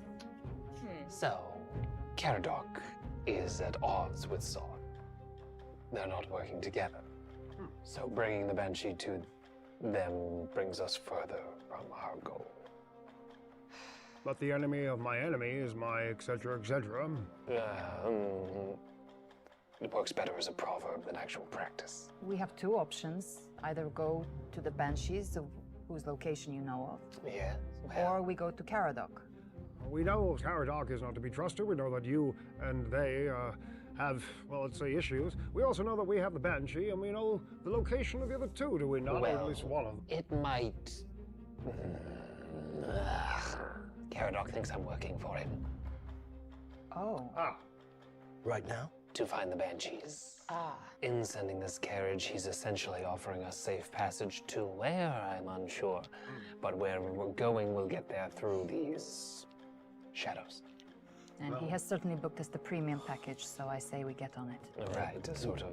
You said they moved through the shadow without... Seemingly unaffected, given the circumstances. What do you mean, Laney? And Share with us as like this. opposed to like I everybody's in suppose, individual and cameras? We risk it for a biscuit. We don't have much of a choice. Here. I guess we see where this carriage takes us. I think I will walk out to the carriage and open the door. It is entirely possible that, and you've noticed that Lividity has closed their right eye. It's entirely possible that he can see what goes in that carriage. That who can see what goes in the Caradoc. How? Believe he's referring to the, I don't mean to be insensitive, but do you want me to take it out again? Yes, the reason I was in the situation I was when you found me and the painful memory I was re-experiencing is caused by one Eloine. So they initially took out my eye. You were trying to attack us. Correct, I'm not your friend. Anyway, let's get in the carriage. Just put the banshee in your dress if that's our plan. You load into the carriage. Yeah. How long is the trip? I'm just curious. Yeah, it's about half a day's ride. Half Okay. a day. So it's quite a ways away. But if people fell asleep and there was a moment alone with Nora, With the close quarters of this carriage, I think even if they were asleep, your conversation would maybe wake them. I'm not going to say anything. Okay. Yeah. But if they fell asleep. Yeah, okay, I got you. Oh, zoomed in. Yes, I'm yes, yes, keeping yes, a yes. very Video close eye chat. on you. I thought you meant like zooming in on them. I fall asleep. Lividity is snoring away in the corner. Do you have a forked tongue? Yes. Heck yeah, that's cool. I think I lean up against the side and I just try to get as far into the corner as possible, sensing that you want to talk to each other. So I'm just gonna kind of look out the window, get haunted by the memories of my dead Yeah, I brother, prefer in and person. Just kind of deal with that. It torments my heart and I cry at night, but I think that's better than whatever is happening over here. Jasmine's gone. I'd rather deal with memories of my dead brother than have to deal with this. Than try and deal with this awkward Whatever love is, triangle. The carriage trundles forward. As you're fiddling and tinkering with your things, Crumb, your hand does land on a scroll that's kind of tucked away and like on the inside door of the carriage. Oh, what is it? I want to have a little peeky poo. I'd like to have a look and see if I can work out what it is. It is a mundane note, Oh. and it merely says, "We'll reconvene after you get the second one," with a knight's emblem underneath it. I wake up again. Okay. I'm just going to very discreetly just pocket it into my bag. I don't want to tell anybody. I want to see anything. What I'd like to do is just very, very softly, almost like a cooing sound. Thank you. And sort of like say to Solus, "Oh, how are we doing, sir? I trust that, well, how are you?" One of my wings is permanently shorn, and I am somewhat adjusting to the changes, but I can still be of use to you if that's what you're asking. Indeed. Actually, I think I have an idea for that. As you notice, If I you stick fashioned around, some Laney, that's a paper conversation I would before, love to have. and I just great- can't Is do. a crude Like I don't want to element, overtalk this and the whole time. does not grant me the capabilities with the same elegance I had before, but it does do the trick in a pinch. Indeed. However, there is another process I think I can do to help bolster you, sir, back to a more fitting vitality. Over the table, because I'd like to make him into my companion. I don't think Laney's played at all, Zach. Yes, I would like to. do Welcome that in, very Didge. much. That does come with some things. Okay, yeah. As we know. However, what it can do is also give him some abilities, which is rather cool. So I would like to. I'm going to try and find Fishing. Close up magic. Yeah. So yes, commissioning close-up magic. If you allow me, he's going to be my reanimated companion. I feel like this was which already gives him a whole bunch of established. stats, Artificers can including make a up to magic, 30 take a hit magic points action to based create a on friendly my- reanimated companion Yeah, through the power of hit points necromancy 5 inside. plus So he's 5 just now times doing it, my but didn't they level. So you're call saying- it So actually, it's that more than that. last It's actually episode? 35. 35. Yeah. He gets an AC Okay, of some 10 confusion. plus my intelligence modifier. Strong bird. I can also give him another thing, as I'm level 6, this is a level 5 thing in the subclass. I can also give him a strange modification. I'm going to give him ferocity. Whenever So you as create a well as his reanimated companion, damage it gains a attack, which is beneficial dreadful power. swipe, Higher levels, your which is experiments with new 1d4 powers. plus my intelligence modifier. He gets an additional 1d6 damage, which is pretty good. However, it comes with some things. He also gets lightning absorption, but I'll go into that later. However, I say, listen, I do need your consent for this because it's kind of a one-way trip, my friend. You and I will be bound even more tightly than we find ourselves now. I feel I wouldn't ask you as you a sentient being, but feel we're in a tight pickle here. I would like to know if there's anything I could do for you as a way of thanks. I realize this is rather selfish of me, as my focus is really just to rescue my daughter. Gratitude does not feed my soul. I thought they specifically said that because we were like, oh, okay, that's his Service. companion. These are currencies. He even of had it love do the that breath can weapon, I understand. thought, and we said it What was his currencies companion. of love do you accept? Thoth confuses But it cool with on all that. possession and obsession. I did like that, I think all many that years reanimated ago, I would have companion said detail. The same thing, in so many words, but now I've come to realize that love is selfless and it requires sacrifice. So you have my loyalty if you help me to rescue Lavender. I've already given you sacrifice. I will continue to do so for your ward, if it is your wish. It is. The moon rises tonight. I like sharing It does. snacks. I hope you're ready. Well, I just sort of lean over and very gently pat it. At that point, I'm also going to It was. The imbue creme it brulee was amazing. with the reanimated companion. And I lift it down, I get more materials. Ooh, and I should start have been making piecing it together bigger, moments and do like a best stronger, moments of Dungeon more Masters elegant. video. With a kind of almost like as we discussed, almost like a clockworky kind of feel, adding bits and pieces to it. Its feathers are now sharper. And actually, even though they're still paper, they seem almost like incredibly hardened card, but almost inflexible. And finally, when I'm finished, it's at least twice the size that it was. Its wingspan 3 times the size. Its beak sharper and longer. And I place one final little gear at the back of its neck to allow it to turn almost 180 degrees round.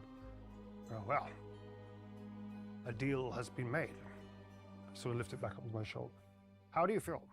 I feel like I'm torn between two worlds belonging to both and neither.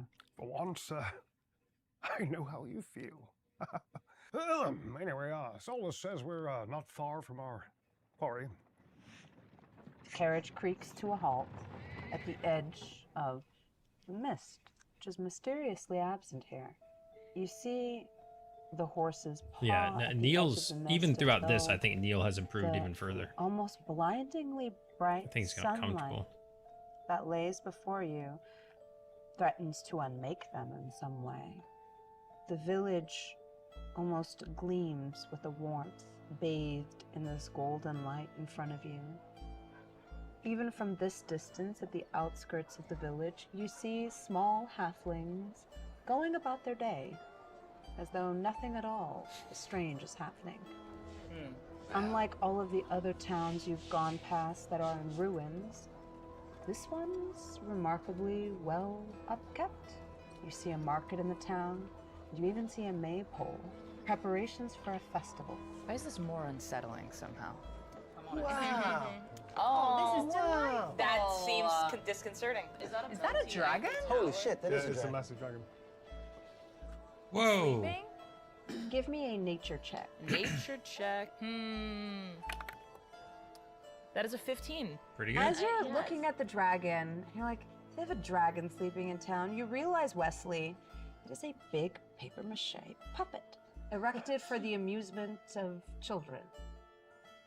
That's a really big paper mache puppet. Well, this is where we wanted to go, I guess. Does no one else find this deeply disconcerting? I genuinely whip out a pair of sunglasses and put them on, and I'm like visibly brightened by the scene. Yeah. Krem is like, oh, what a wonderful place, and completely, thinking with it. No, it's disconcerting. Okay. My only concern is, I say this to all of you, I don't want anyone in this village to know of my condition. So I think I should try and feed. We don't have a lot of time. Oh. I do a cure wounds on myself. I try to resist, but I... So that's what it is. I was gonna say, do you know about this? Not until now. He didn't have this when I knew him. Uh-huh. He didn't have this when I knew him either. So he didn't marry a vampire. He's a Dhampir, actually. I would never. Oh, strong words. Were you always this? Master of puppets. Didn't think so. I should have killed you. Me? What? I haven't done anything. Though I do remember, Eloine, some time ago, you promised that if I told everyone our truth, you would tell everyone yours. And I don't think you upheld your end of the bargain. So here we are in a cheery village. And what better time to tell us about Like the dice camera double or something else? condition? I don't think this is the best time. We are here for a reason. We have important business to attend to. Saving your daughter, don't we? How convenient. Look, I'm not here to get involved in any of this, apparently. It's just a little funny to me that you've contracted this affliction. So we're here in this nice, bright halfling village, and we're looking for a banshee. Yes. Is there any sort of central focal point of this town where, I don't know, something that is clearly protecting this village is? I would say that the central focal point is a massive tree just outside the edge of town. Oh, and is there a vibe of this tree? Is there an aura of this tree? Does it feel magical? What's the deal with the tree? Check the traps. It's a big tree, Maya. There's There's a just a map- big tree? Yeah. Nothing magical about I mean, I will say it's big. It's real big. In terms of magic, I will say there is something unmistakably supernatural about it. It has grown so much taller than any other tree that you've seen in Sithicus so far. And it does have a bright light nestled in its boughs. Okay. So not just a big Yeah, tree. not just a big tree. So not just a big Yeah, the tree. village is almost spread out in a crescent shape, kind of with the edges Fight of the it tree. pointing towards I this swing. large, massive tree that is Roll decorated with initiative. ribbons and pennants. Well, if you want to go off and festivate or whatever you do at carnivals, Hell yeah. You do see like halflings with their hair Dirty braided 20, yeah, into it just means crowns you got a with those 20 same total ribbons kind of from tied the dice into number them, added to dancing the and singing and bonus eating you treats have and that trading equal a trinkets. 20. So Oh, not I a mean, nat 20, halflings and but a gnomes have a final long 20. history of friendship and indeed kinship in some respects. I say we take a moment of levity and enjoy this experience. What say you, Zora? Separately, of course. Of course, but still, if this is a moment, perhaps we can gather our strength for the coming. Are we the only people who are not halflings in this village? Yeah, is anyone looking at us? Right. Is strangely? anyone Like, noticing us? I would say your carriage looks very Dirty, freaky to filthy, me. disgusting Ominous 20. on the day of the festival. It's less your Naughty little species 20. that they're concerned about, and more like the creepy dark carriage that's at the edge of their town. Not today, and even Gleep. then, No combat they don't today yet. say anything so much as they just kind of are like, So let's not forget we did come here to find a banshee, and every delay puts us further away from finding Lavender.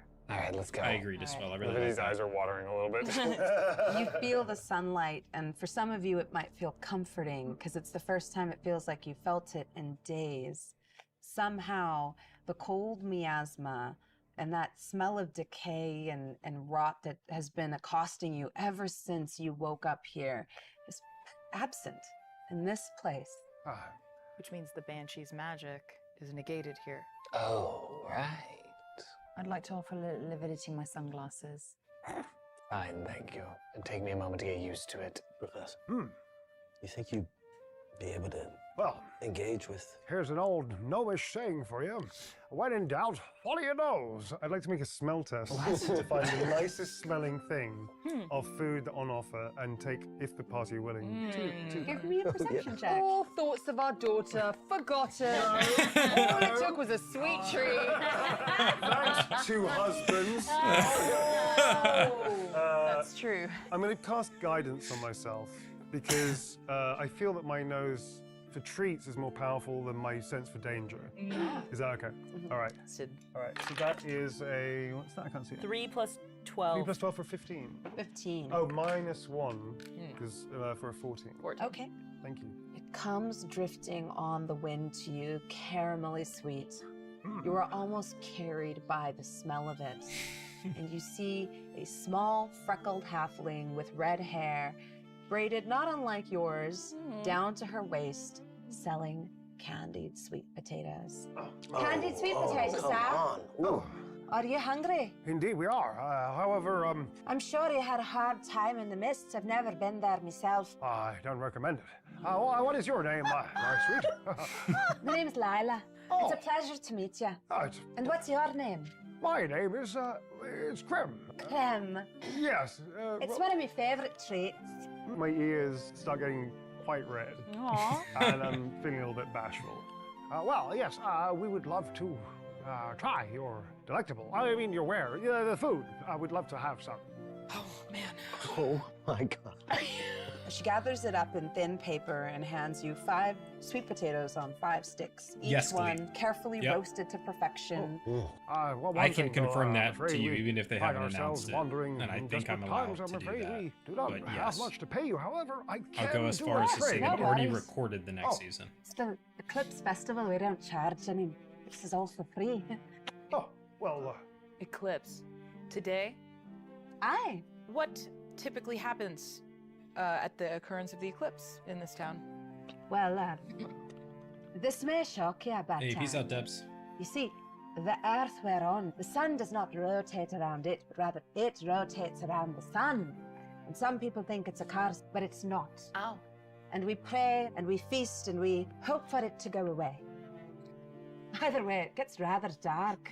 Sorry, wait, I'm stuck on you hope for it to go away. Yes. Yeah, that's the part. That's the part. Well, that's why we engage in these sort of rituals, to ensure that it goes away. How long does it last? Usually only 3 minutes. Does it ever last longer than 3 minutes? Well, it's never not ended. Does it last longer typically or? Lividity leans in and goes, I'm terribly sorry.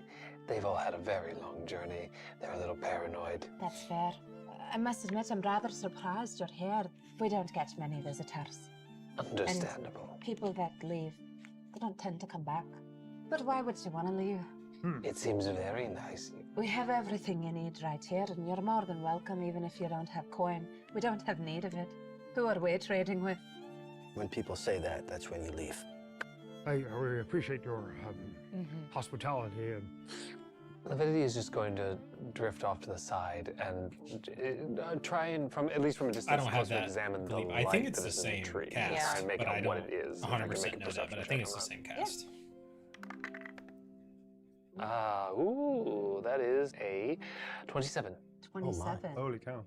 As you look at this massive tree, you spot impossibly large fruit dangling from its branches. The largest peaches you've ever seen. And you see the roots of this tree healthy, almost a network, spread out underneath it. They go deep. This is the healthiest piece of vegetation you've seen since your arrival in Sithicus. Conspicuous. Well, I have a feeling what we're looking for is at that tree. I'm gonna walk off to the tree and pick a bit of this juicy fruit. The tree is some distance away, and in fact, as you're sort of like walking off, a young halfling kind of like bumps into you and immediately apologizes. Oh, 1,000 pardons, miss. And kind of gives you like a little bow. Almost as an apology, offers you one of the ribbons Level 6 tied in rogue. his hair. I mean, that makes Do I see sense. that? I have a +10 on 2 Don't take stats anything. on my level 6 rogue. Halloween, you've always been so paranoid and quite frankly, devoid of any joy. I think I'm level Has 6. anyone since Might be we've been level here given 5. us anything for free? Yes. I'm eating a Yeah, I think potato. level I 5. haven't eaten mine. I haven't eaten mine. You literally ate it. It's very good. Yeah, I'm I level take the 5. ribbon. He does like a little bow and he says, "For the tree." And you notice now that there We are got a plus ribbons 10 sleight of tied hand, in plus 10 strings all stealth, around the tree's trunk and Plus from 7 its boughs. acrobatics. And then the ritual. as he kind of gives you like a little salute and goes about his way to rejoin his friends, he says, "Grandfather, watch over you," and does like a little holy gesture. I'm sorry, it's just devils, demons. What did he say to you? Grandfather, watch over Yeah, me. the name for it isn't the best, but they know that. Grandfather watches. That was Is this kind of something talked you're about. familiar It's also with, an SEO Wesley? nightmare. Can I try to discern? You've heard phrases like this your Yes. whole life. As a religious person, even I think the without all, idea you is that can they're further mastering referring to a dungeons, deed. even though they There haven't is gone into dungeons. Being that protects this place, presumably, or they believe. But one they to be. also, I it's unique to assume them. It has something to do with this tree. Right? They He actually gave have me that this ribbon. trademark. Should we? Like other Supposedly things are time game effects. masters. Can only assume it's part Dungeons of and some Dragons are ritual for the dungeon eclipse. masters. I think we should go and see. Yes, let's go together. Can I rejoin them? Absolutely, yeah. So Krem comes back and rejoins you. You notice he's got 2 ribbons in his hair and in his mustache. He's holding another potato. So don't view it as like they're Well, calling it dungeon wonderful masters because community there are they seem dungeon to have masters. Here, full of joy and love. It's because they have the quite like rights. it. With the ribbons It's in your unique to their mustache and hair, brand. there are other people in the village that sort of offer to trade favors with you. Oh. You see some of them run forward and kind of tie some of their favors, not all of them, like to different places on this like massive Yeah, and then tree. various items. And like every gloves time of you thievery would give you exchange higher on certain these sort of colored tokens with someone, they always say the same thing. Grandfather, watch over you. Oh, yeah. and Who's to you, grandfather? The same, I'm sure. Yes. Nearby, as you kind of are still moving towards the tree, you feel like a rush of heat as a big gout of flame erupts from the paper mache dragon's mouth, and you realize that the puppet show has kind of started. Ooh. It takes 6 halflings to operate the wings and another 3 to operate the mouth, but it is rather impressive. Oh, darling, it's a puppet. It's a puppet. Yes, Krem. Can I? Of course you can. Can I? Oh, thank you. And I'm just going to run straight towards the puppet show. I'm so confused about my relationships right now. I think I look to the sky. How much time do we have? Not much. I had a feeling you'd The say puppet that. show kind of marks the beginning of the eclipse. Are we en route to the tree? You're heading towards the edge of this village, and the puppet show is near the edge. Yeah, so I kind of want to get a better look. So slightly away from them, but not away from them. You see more and more favors kind of tied to the lowest branches of the tree where their small hands can reach.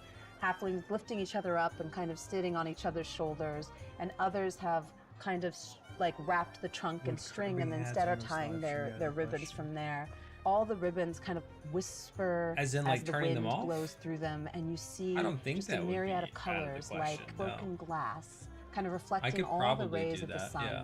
And It would you mean that this see the made eclipse 0 money for beginning me, to but it's grow not in like this power and makes money force. anyway. And as it does, you see some So, of the yeah, I younger probably could do halflings that. kind of grow afraid, and the older ones who have experienced this before, I have to a look little into bit it. more I emboldened. think it gives I'd me love the to, option to turn gather a off few people, ads. start talking to them, and offer to a few words and have a Monetization. joke as we're walking with these guys. It takes you a long time to get anywhere, huh? Yeah, I think I could turn monetization Yes. off Yes. for these in the God. future. Like, I'm not gonna do that for God. pre-show because with 1,000 views or whatever across it, it might be You're just gonna wait for the $5. eclipse. But I these, want to yeah. go to the tree. Mm. But I... Just go to the tree. All right, I'm gonna go to the tree. Follow them to the tree. Yeah, I'm going to the tree. You go up to the tree, you see an elderly halfling woman kind of struggling to tie her ribbon. I can help. Thank you kindly, dearie. No problem. Do you have a preference on where you'd like it to be? Oh, it's hard for me to see these days. And as she looks up at you, you see her eyes are milky white. And she says, anywhere where the blue will stand out. I think I look for that and I find a little notch. Grandfather's the banshee could be. Grandfather, watch over you. Lividity leans down and goes, Grandfather, watch over you too. We're new here and we're visiting. This tree is quite amazing. Is there something special about it? The grandfather. Oh, this is the grandfather. Ah, Lovely. the tree is He the speaks grandfather. to us through his gifts, through the tree. That's so wonderful. It's with its light that the power of Soth cannot be felt in our small village. I've noticed it's so pleasantly warm and bright. Do you have a way of speaking with grandfather? Yeah, I know they put a lot of time into it. From talking to the head of marketing, he was like, we went back and forth and discussed stuff about the name for his world and a ours long time. grows thin, and it is then that your And somehow they prayers landed can on be Dungeon answered. Masters. I really appreciate it. I think I'm going to wait for the eclipse here. You see the whole time Lividity is talking is just like has changed to this nice demeanor and is just like you can see the smile of the lie that is coming out of Lividity while she does this.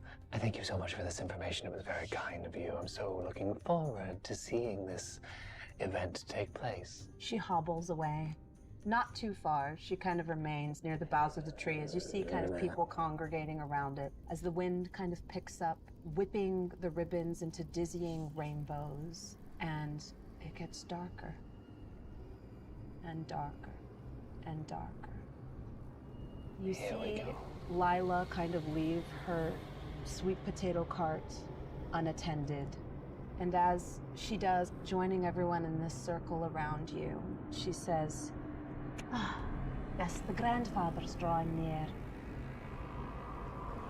Lord Strahd, watch over you.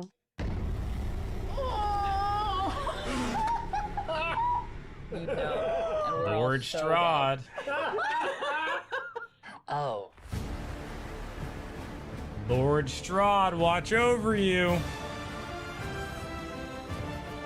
and as she does, joining everyone in this circle around you, she says, Ah, yes, the grandfather's drawing near. Lord Strahd, watch over you.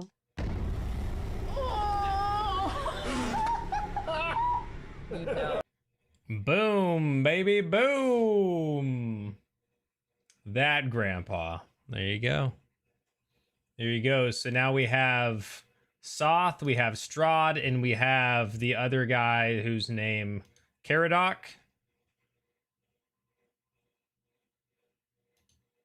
I think it was. So we've got all that. It was good. Another, no combat in that one. But it had some fun moments. Good humor moments, which I enjoy as always.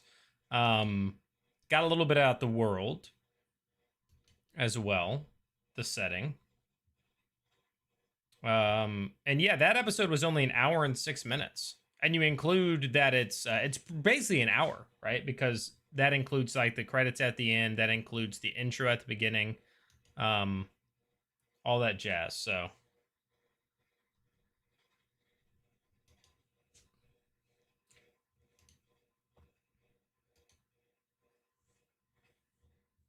Caradoc was Soth's servant on Krynn and then became his enemy in Ravenloft. Ah, okay. And so when they said there's the three that are like kind of against each other, you have Caradoc and Soth. Is Strahd the other, like the third one? Like, are the three of them against each other?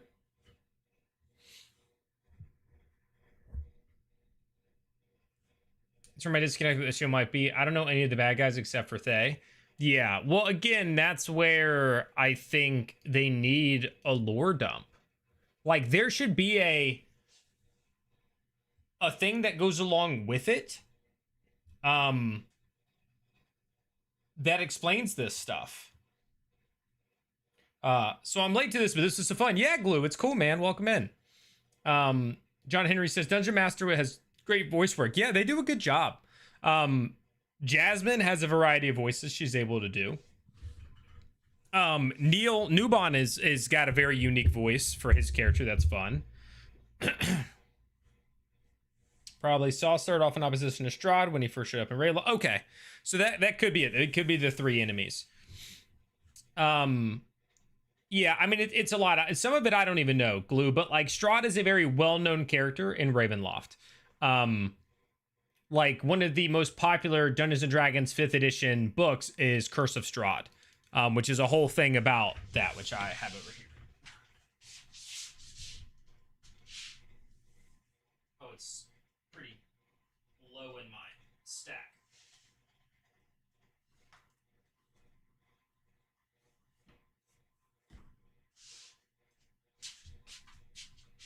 So like this is Strahd. He's a vampire. but he's one of the big bads of the Ravenloft setting. So he has that. But then there's, you know, a bunch of other stuff related to that. But 100%. Now, mind you, again, they want creators to be involved, and I think that would be a great opportunity for creators to be involved. Would be something like allowing for, again, for people to know ahead of time, right? Like, hey, this is coming out. We want to partner with the creator to do a Soth breakdown, a Strahd breakdown, like those sorts of things would be very, very helpful. An after show, yes. And again, there was a plan for them to do one. I was even in discussions to be the host. They decided to not do that. But I think that could be cool. I would even be totally fine not doing it on my channel, right? Give me some name recognition, you know, hopefully a little cash. But something where we can dive into it, where, you know, I get to sit down after each episode with a lore person, maybe another creator, right? Maybe I'm the host and then the other person is a creator who was just super into the lore and knows everything about Strahd and knows everything about Soth. And I go, okay, well, tell me this, like, what is Soth's deal? Like, what is whatever? And we do that. I think that would be cool. I think that there are several things that would improve the following, the engagement, as well as just the overall, you know, it's good, right? Like Dungeon Masters is good. There's no doubt. You know, the story's been pretty solid. The voice acting's been good. The characters are fun. It has humor. It has seriousness. It has drama. It's short enough to digest. Like, it has a lot going for it. But like there are a lot of bits and pieces of it that, unless you know, right? One of the benefits of something like Critical Role is as they're introduced to things, as they're in, they learn about those things. We're referencing things that people don't know about, right? Like we're dropping names, we're dropping places, we're making references that people don't know about. And so it's like, okay, I don't know like what this stuff is. And if nobody's telling me, like I have to go like Google it or something like that. There's friction, right? You want it to be as frictionless as possible. If you want to keep it in-house and stuff like that, like there's certainly a way to do that. Steven said, Strahd was just the first in Ravenloft. The domains of dread were built to be prisons for the extremely evil, to experience their worst failures constantly. Paraphrasing, of course. Gotcha. Okay. No problem, Daniel. Thanks for being here. But yeah, I don't know. I might bring some of this stuff up to them again. Again, I'm not like in direct contact with, the episodes air every Wednesday, Glue. Every Wednesday, and they're all relatively short. So for instance, if you want to catch up, right, this was episode 5. They're all relatively short. By next week, you could 100% be caught up. One of them is just shy of under 2 hours, like an hour 40. And then the other 3 combined are like 3 hours and 30 minutes. So, I mean, if you 5 hours across an entire week, like basically one episode a night and you're caught up completely, half an episode a night. And then you know exactly who everybody is, where they're at and stuff like that. Take notes and Googling even after. Exactly. So it'd be nice to just have that, you know? When Lord Soth was placed in Ravenloft, Margaret Weiss and Tracy Hickman, who basically built Dragonlance, yep. A major character was moved to a different TSR media. So Soth was the only one to escape Ravenloft and go back to Krant. Oh, I didn't know that. Interesting. I'm curious how much they kept in the Ravenloft lore with the older books to the new release. Yeah, that stuff would be cool. All that stuff would be super, super cool to know and be able to dive into. See you next week. Hey, peace out, Glue.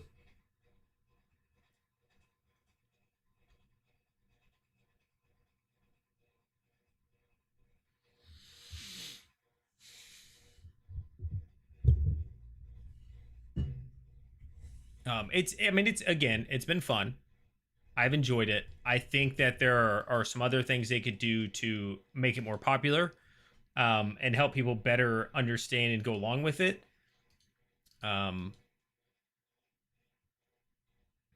I know I can talk to my side, like the creator people. I don't know, like, if I can have a direct line to, and again, I'm just a random dude to them, right? I'm just a guy who makes some D&D Critical Role videos online, but I am in the program, and it would be cool, you know, to be able to pass some of this stuff on, right? And be like, hey, I'm down to help you guys. I'm down to be a host for this thing. I'm down to do this other thing. Yeah.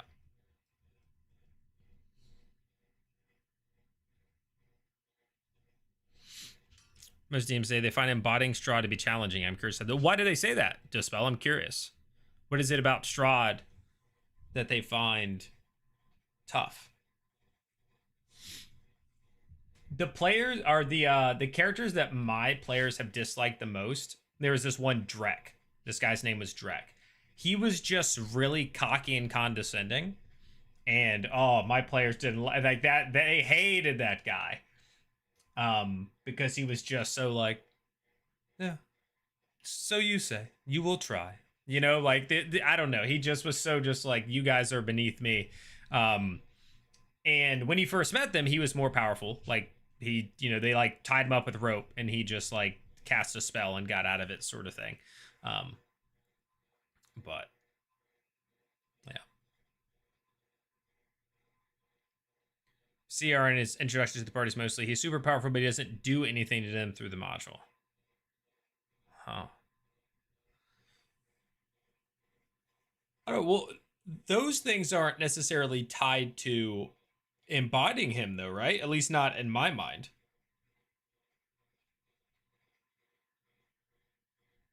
Oh, how do you threaten properly without outright killing or redeemed him? Yeah, I guess the you would be just be like alluding to the power, right? Like,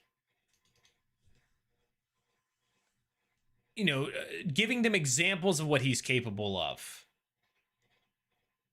Letting them know that like he might be able to snap them like a twig without doing it.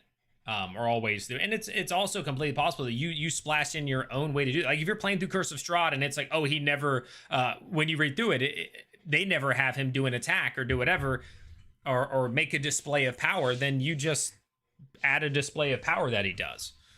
Something like that, I would think, if it feels like that's what's missing, at least.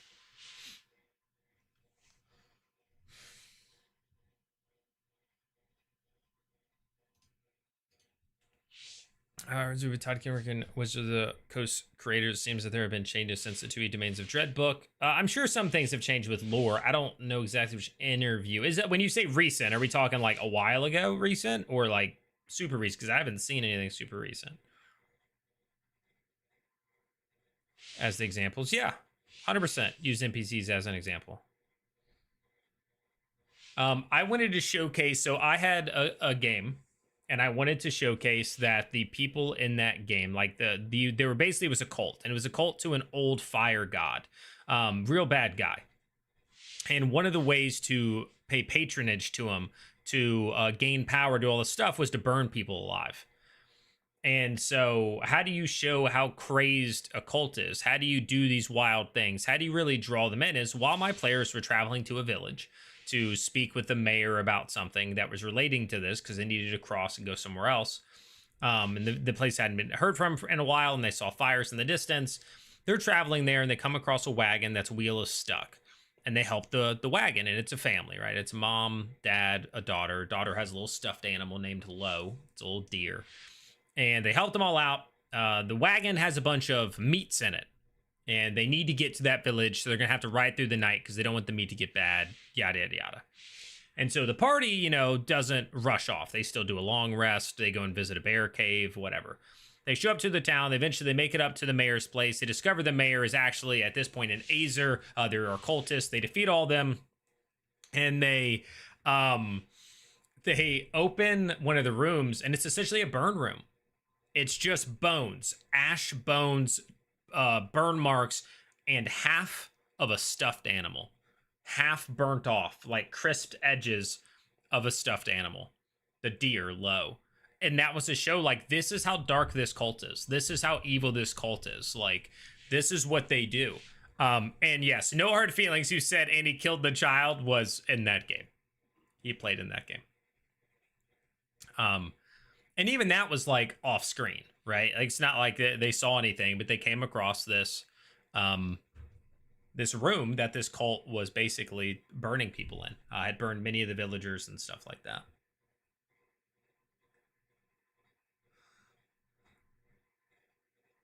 Yeah. I don't think there's been anything quite that dark in the current campaign. One of the characters' mother was killed by an ex-player character. So that was that. Shed a single tear. No, but it led to a really cool moment right at the very end of the campaign when they defeated like one of the guys responsible, like the kind of the BBEG. One of the other characters had kept that stuffed animal, and when they killed him, he placed it on him and pushed him into the lava. You know, it led to this cool moment. He described it in vivid detail. I did no such thing. No such thing.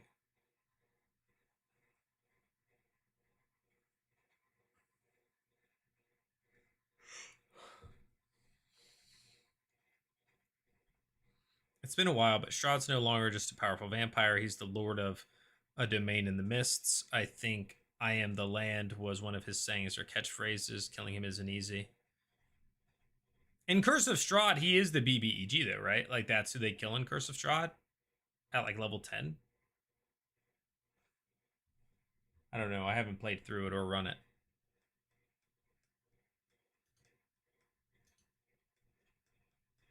So it opened up for like a good sentimental thing, a real like somebody that they had interacted with, cared for, a family, a child, and all that was impacted. So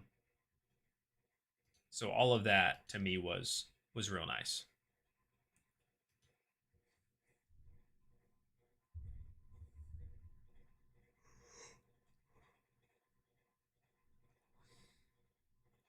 No, I mean I have the book. I mean, like I said, I pulled it out, but I've never run it or played through it. I haven't played through anything like that. All I've played are like I run a homebrew, and then when the times that I played, like the Saturday game I play in is all homebrew stuff, and then when people have started running games like online and stuff, it's been homebrew. Like I just haven't been in any modules or anything like that.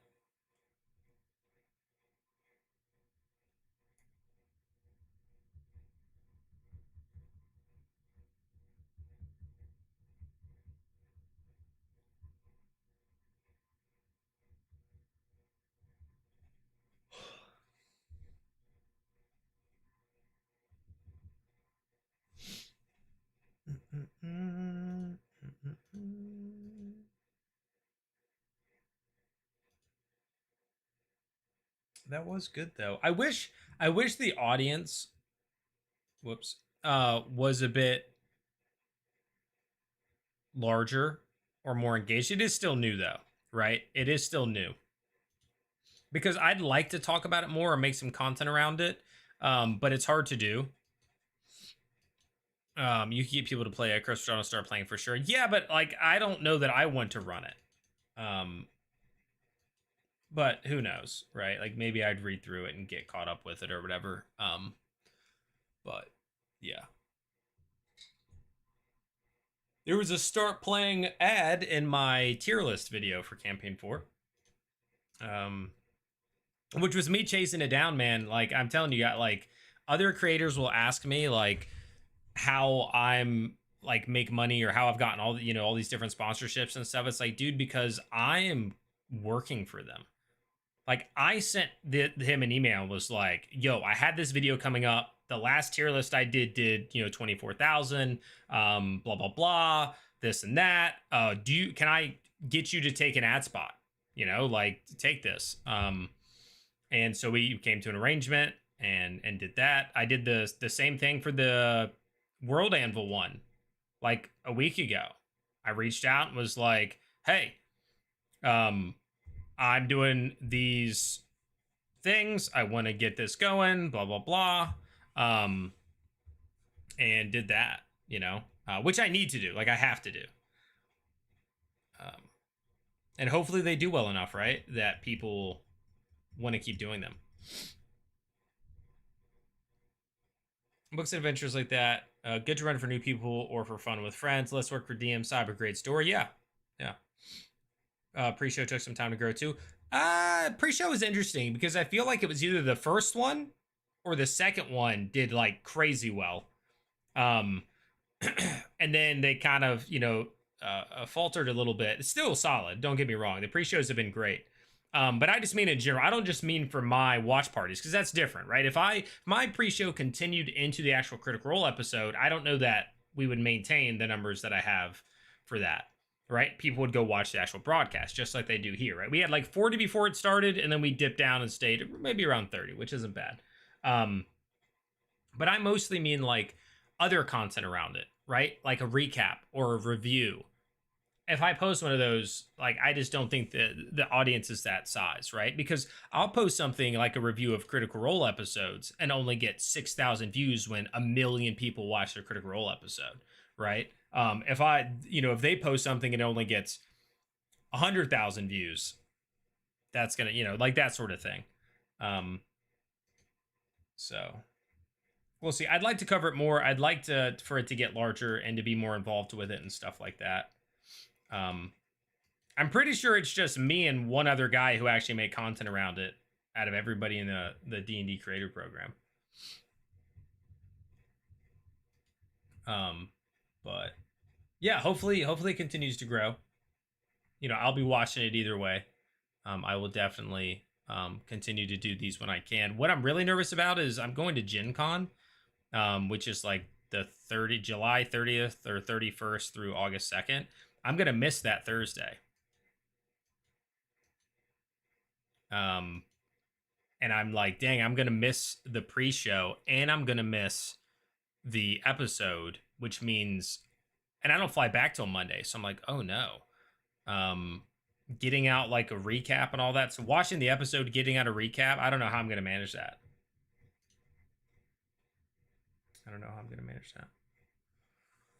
Considering Dungeon Masters is a attempt to be more educational, being able to have post questions answered or lore explained and stuff like that would seem smart. Also promote things to read. Yeah.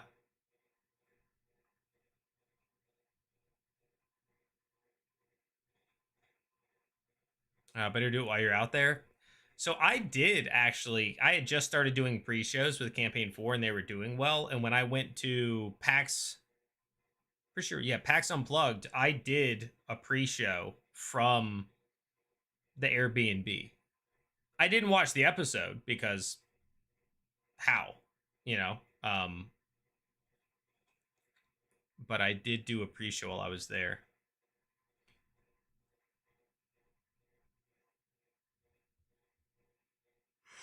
And it's still possible. Maybe I could do one from my laptop in the Airbnb then, but also, I don't know. Yeah, that would be, that's best case scenario, Piratey. Best case scenario is it just so happens to time with them not doing a show that week.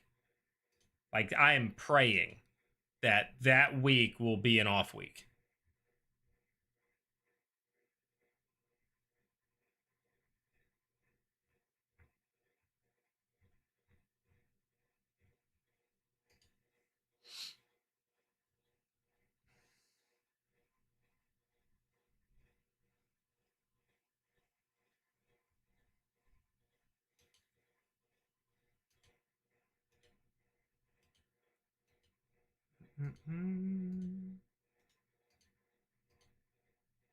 I'm trying to think. So I'm wondering if I could make something better for my thumbnail.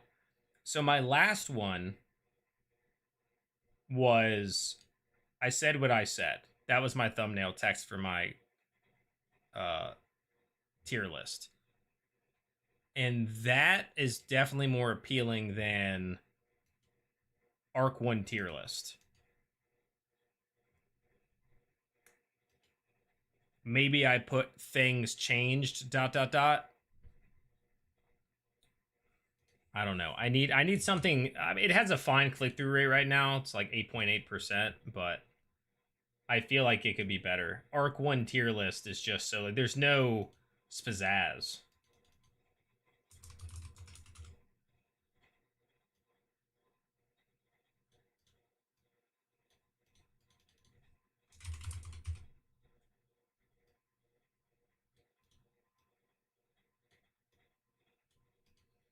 Master click. Well, the thing is, I don't want to be clickbait. That's not what I do. A little sensationalism, I'm down for. Right? A little sensationalism, I'm down for. Kind of like my video with, like, Brennan made one mistake. Like, that's a little sensationalism, right? What I'm talking about in the video is what the title is talking about. And I'm not, like, you know, that sort of thing is fine. But I'm never going to be, like, a completely fabricated, like, this has nothing to do with what the video is, and it's, yeah. Which I should. I freaking should, you know? But, yeah. Right now, it just says Arc 1 tier list. I just made one, the exact same image. I just changed the text to say, things changed, ... Hyperbole, exactly. Well, I can tell you, I feel like when I started doing my thumbnails differently, things did get a lot better. Hold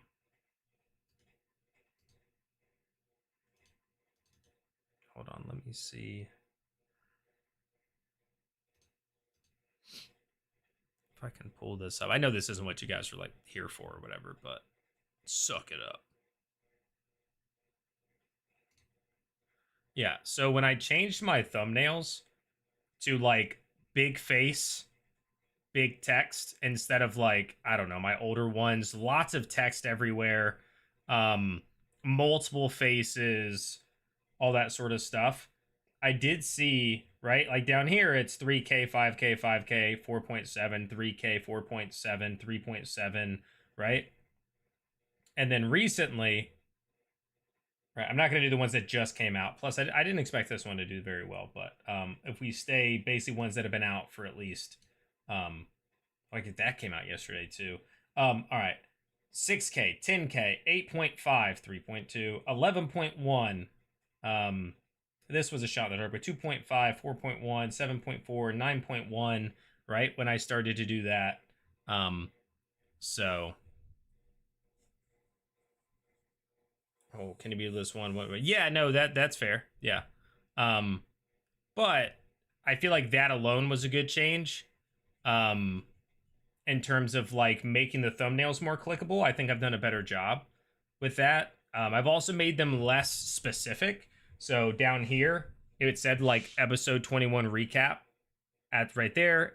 C4 episode 20 review, episode 20 recap, those sorts of things. And they did worse. And I think it's partially because these appeal to anyone. This was chaos with Marisha being like, people are going to click that. People are just going to click that regardless. There's no way with Brennan yelling 8.5K compared to down here, you know, multiple faces and all these sorts of things. So I'm learning.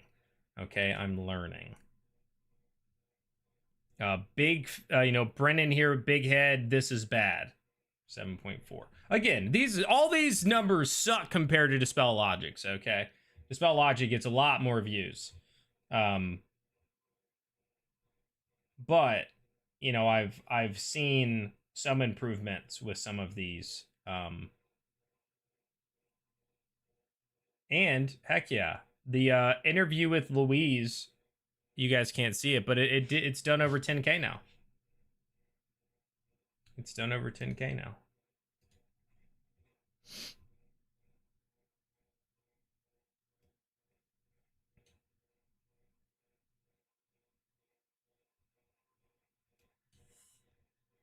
I want to show it. There it is, right there.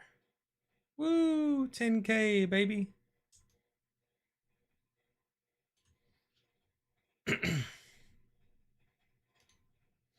But when you say they went down, it's because all the numbers of Critical Role went down.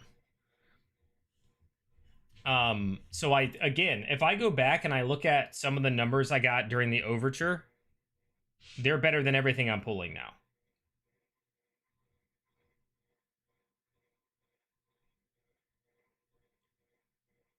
I mean, not all of them, to be fair. Now that I'm scrolling back, I might be talking out of my butt here.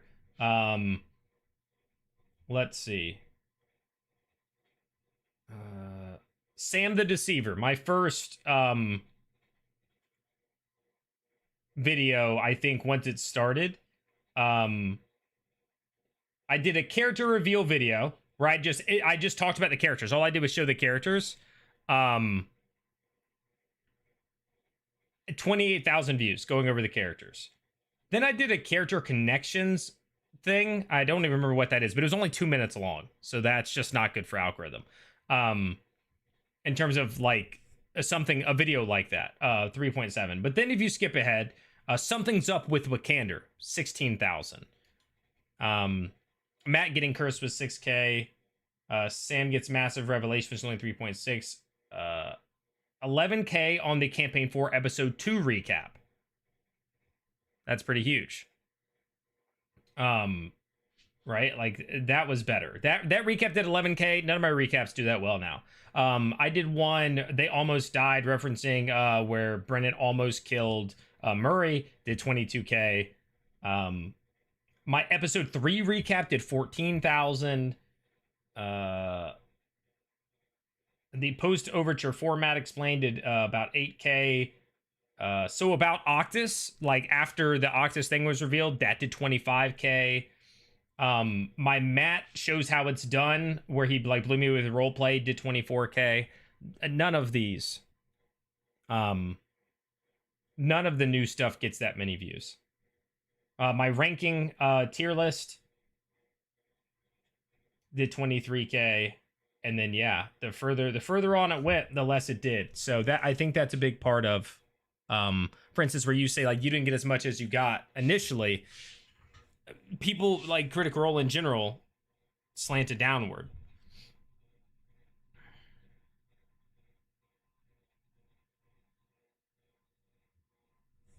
What do you mean they don't provide you anything really?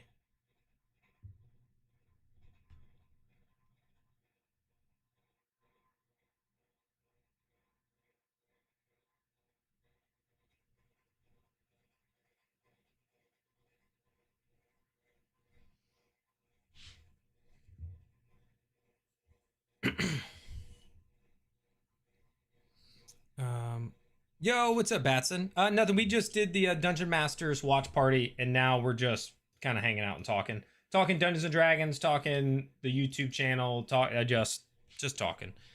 YouTube dropped me hard, like super hard. Stopped showing once I went to the partner program. Huh. So I mean, it could be either or, right? I think it could. I don't know why they would drop from anything with a monetizing part.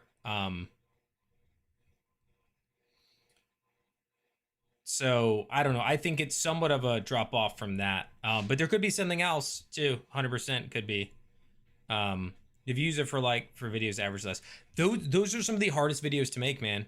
2 to 3 minutes. Like one of the reasons I really felt like the Alex Ward video wasn't going to do well, is because it was like 2 minutes long, 2.5. So my average watch time on that video is 1 minute and 6 seconds, or was. I don't know what it is now. And I'm like, so YouTube's like, that doesn't like, you know, it's a short length, right? Like shorts can go up to 3 minutes, YouTube shorts. So it's like, those aren't going to do as well.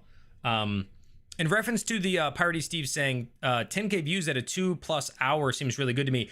I also feel like that's really solid.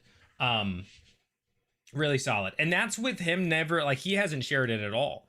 You know, I was hoping that, you know, he'd like repost and do whatever. And that hasn't happened, but either way, we've gotten good views on that.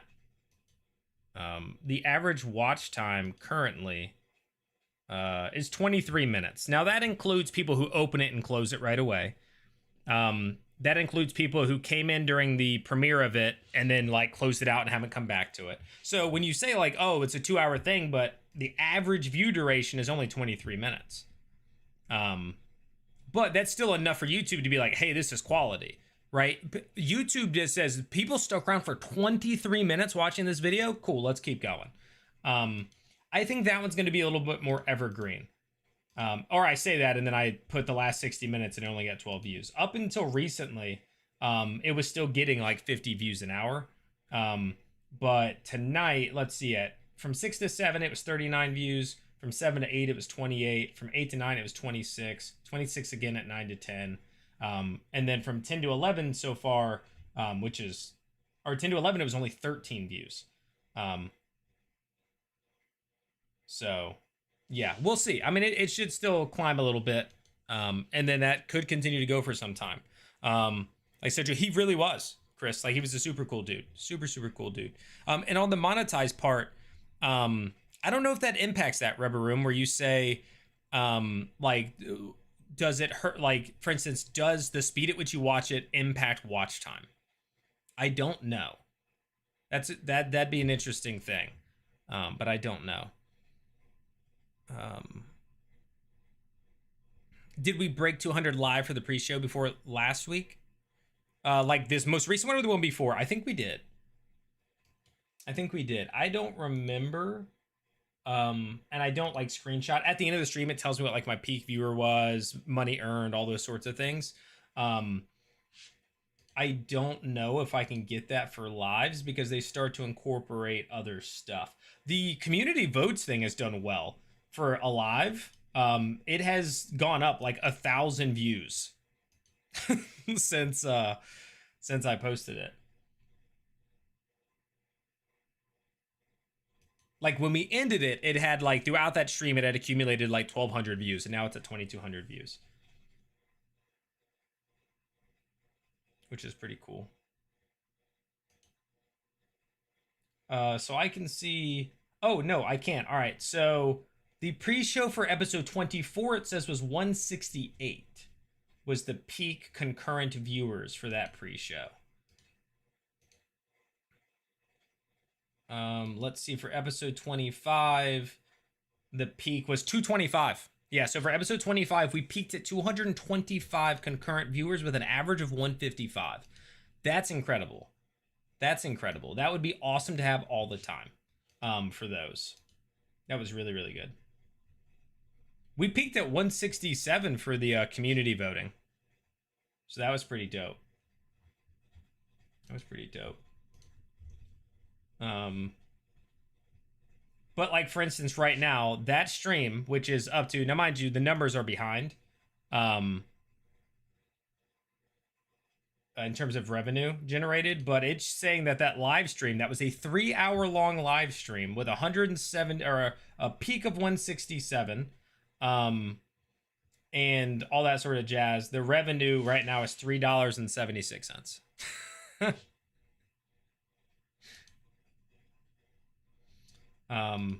Even for instance, that Louise interview, 2-hour long interview with over 10,000 views, $99.85. So when I wake up tomorrow, or tomorrow it's going to hit 100. That video will have made me $100. But I honestly, when I was like, this is a 2-hour video, this is going to make so much. It was not as much as I thought. Which goes to Dispel, you were saying don't earn much. I bet it's because they're so short. So at maximum, you're getting a pre-roll ad. And so if you only have a video that's under 8 minutes, you have to get so many views for that to be worth it, right? Now, if you hit the 8-minute mark, now there's mid-roll ads. Now you're making more money. But it doesn't. So I thought with a 2-hour long video, it was going to scale like crazy. And it didn't. It's still better, right? I think a normal video might make like $3.50 per 1,000 views. And then that one's making like $9 per 1,000 views or something like that. Yeah. I can't fathom not watching the entirety of the interview. Again, some people might come back to it. That's completely possible.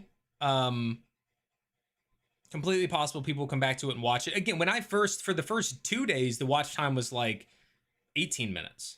So the average watch time has gone up by 4 full minutes after that. So I imagine Now, as people start to trickle in and click it, they're going to watch for longer. It's more people who are directly interested. So it may go up, but either way. Community-based content, fun, interactive. Wish there was more stuff like that in general. Such as what? Oh, like the tier lists? Yeah. That was fun. I did enjoy that. I would have liked to make it a video rather than just the VOD, because the VOD is 3 hours. People have to sift through all the times where I'm talking about this or talking about that and all that before they get to the community tier list. So it would probably do well if I just like trimmed that part. But one, I also do a lot of extra talking or like sticking around. And I don't love that Taisha ended up in the bottom tier because I just feel like that gets people worked up. And so like I was a little nervous about that. Yeah. I'm feeling that D&D DMs will be actual play to showcase Wizards of the Coast new material, so the campaign will be short and focused. Oh, it is 100%, Steven. Their plan. I don't know how much I'm allowed to say. So I learned some stuff this past Monday. What I will say is, it's going 8 to 12 episodes. I think it's more of like 8 of the episodes are like the actual campaign, and then there's like 4 extras that are like tertiary stuff. And then they'll do another one with the next season. So they're not like years long things. You're looking at between 8 to 12 episodes for each, because they're not campaigns, they're arcs. They're story arcs. So that's what you'll get with that. Oh yes, not a bad return. In a way. So, I mean, there was the prep work of putting together the overlay for it. There was the prep work of putting together the questions for it. There was the prep work of doing some research on Louise. There was the prep work of scheduling it. There was the actual 2-hour recording. There was editing a 2-hour-long video, creating thumbnails, creating marketing material, which I did on multiple places. Overall, like, cool. Like, it did great. I have made more than that on one random TikTok. So that's where it was like a little tough when it comes to that, because TikTok is iffy. If one of my TikToks can get like, if it gets the additional rewards and hits 60 to 100,000 views, I'll make between 50 and $100 on that 1 minute video. Like literally, like a minute and 4 seconds will make me more money than a 2-hour long YouTube video. But they don't always hit. That's the biggest problem with all of this, which is why I'm normally doing stuff like, I bring up memberships and things like that because that helps raise my floor, right? If I have a set number of people who are subscribed with memberships, then I know like, okay, my minimum for this month is 10 members. That's, $40. And then the ad revenue goes on top of that because the ad revenue is so inconsistent. Last month, TikTok alone was like $750. This month, it's not looking great on TikTok, but YouTube is doing a little bit better. So it's balancing it out, but it's a lot when it comes to that. But yeah, it's YouTube is tough, man. You either have to put out like a ton of video. Like if every video I posted did 10 to 30,000 and I posted 3 a week, I'd probably be okay. But I think people are sometimes they're unaware that a video with 4,000 views on YouTube is like $10, right? Like 10 to 15 bucks. You have to post 100 of those a week to make, you know what I'm saying? Like it's tough.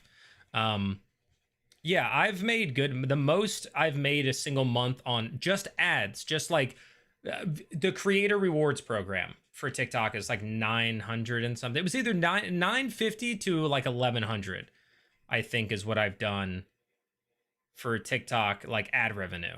And then I also have the TikTok shop where I'll post certain things I get on there. Like I got this and I posted a video about it for the TikTok shop and I make commission on every sale. And it's pretty cool. So my best month on TikTok shop was like $2,000 or something like that. But the company that I did the most sales for, so TikTok, when they got bought by the US, changed how you have to like do stuff. And they're based in China, which a lot of the companies on there are. And you have to do stuff through like their warehouses, like TikTok's fulfillment. You have to do TikTok's fulfillment. And so they had to get off the shop. And I went from, in November, I made $2,000. $2,000 in November on the TikTok shop. And then by January, I made like 200, right? Because the shop that I did all my stuff through, I was trying to look for stuff that I sold of theirs. My wooden boat down here on the bottom shelf, you can't really see it. I sold so many. That video has like 1.4 million views on my TikTok. I also do really well with the Game Masters book series. Great book series. The reviews are fantastic. I've made a good amount for them, which led to me getting sponsorships from them. Because I was like, hey, I've sold 600 copies of your books. 600. I've sold more of your book than game stores have sold, right? You could walk into a random game store and be like, how many Game Masters books have you sold? It would be less than me. So there's that. It's more than 600. Like I'm probably pushing 700, 800 of those books. But the thing is, in order for me to continue doing what I'm doing, all of those things need to be a part of it. If TikTok disappeared tomorrow, I would have to go get a job. If YouTube, I'd have to, right? Like I'm so on the cusp, which is not a pleasant place to be, but it is, I'm making this choice. If any of them disappeared, I'm screwed. So yeah, end of the year. Oh, 100%. There was also that, companies were putting ad spend into products. So it was helping. But yeah, so I'm pretty sure I sold a couple of these, and then the company saw I sold a couple and they started to put ad spend behind my video. And so like this has made me $70 this week, right? I made a singular video basically on this. I made two, I think. But it's all coming from one of them. And that made me $70.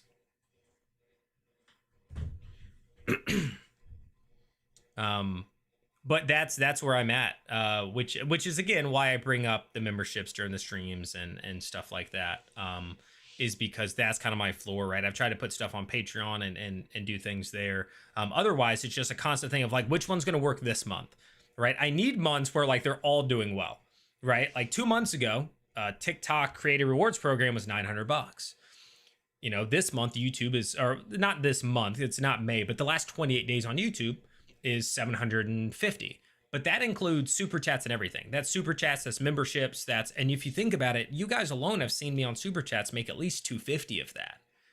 So the ad revenue, all my videos for the last 28 days, all of them, I've probably posted, 10 to 15 videos in the last 28 days. All of them combined is like $400, $450, right? Like it's a lot of work in videos for not a lot. Which is why sponsorships are so important too. Fun fact, I don't know, I'm like giving you guys like a deep dive on content creation right now, but that's another reason sponsorships are so key. My January was awesome because I did 3,000 in sponsorships. I had a $1,000 deal with Resolution Games to cover Demeo Battlemarked. I did another grand with Start Playing. And I did another grand. I don't remember who the third one was. Oh, Stern Pinball. So it was a great start to the year. January was my best month yet. But then the next month dropped by like, over $2,000 total, 2.5. So yeah, but to spell those, that was shocking. For instance, this deal with Start Playing is not as much as the last one was, which is totally fair and fine. The book deals I do where like they have me do the Game Master book series, I do 600. They pay me 600 for those, but they don't happen every month, right? They're not things that I can be like every month I get this. I signed up for Describe using your links, so trying to figure. Oh, that's awesome, Connor. Heck yeah. I know there are videos out there, and honestly, I could, if you really need help with something, I could put you in contact with people there that can help you if you have questions. I have the direct contact to like the people who own the thing. Describe is really cool, but it's so much, and that's why when we talked about me making videos for them, I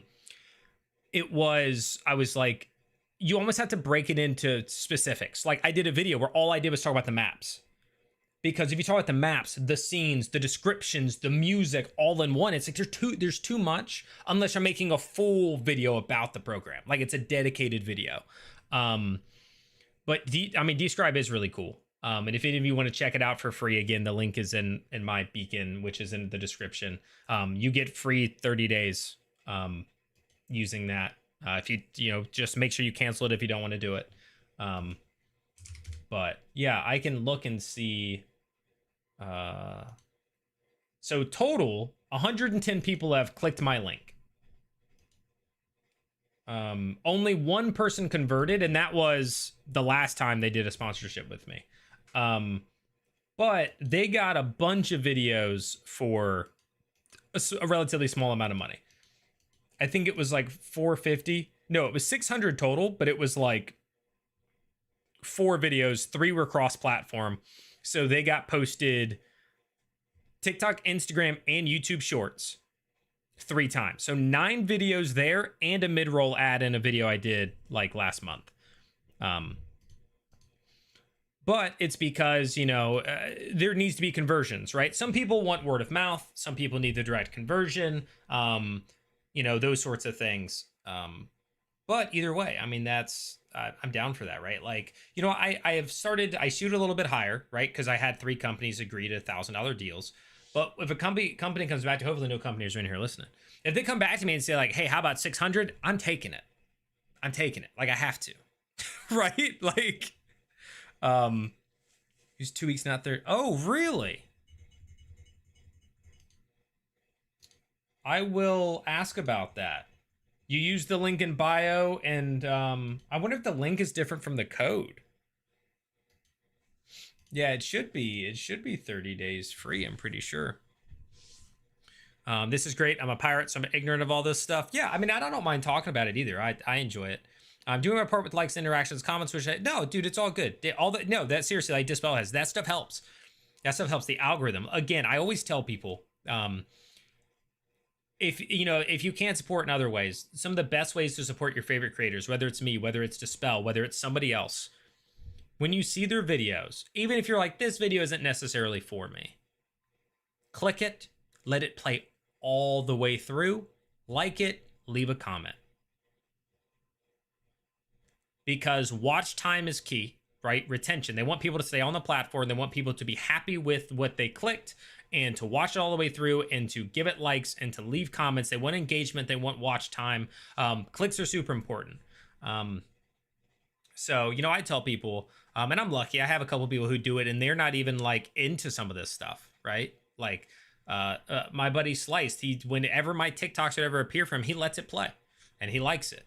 Even though he doesn't watch Critical Role. He doesn't, right? They do that. My mom watches every YouTube video I do all the way through, likes it, hypes during premieres. And then if she gets a notification on her phone, she'll then watch it again. Because all those things help the audio. So those are also ways to help, is just engage and watch are great ways to help with that. Yeah.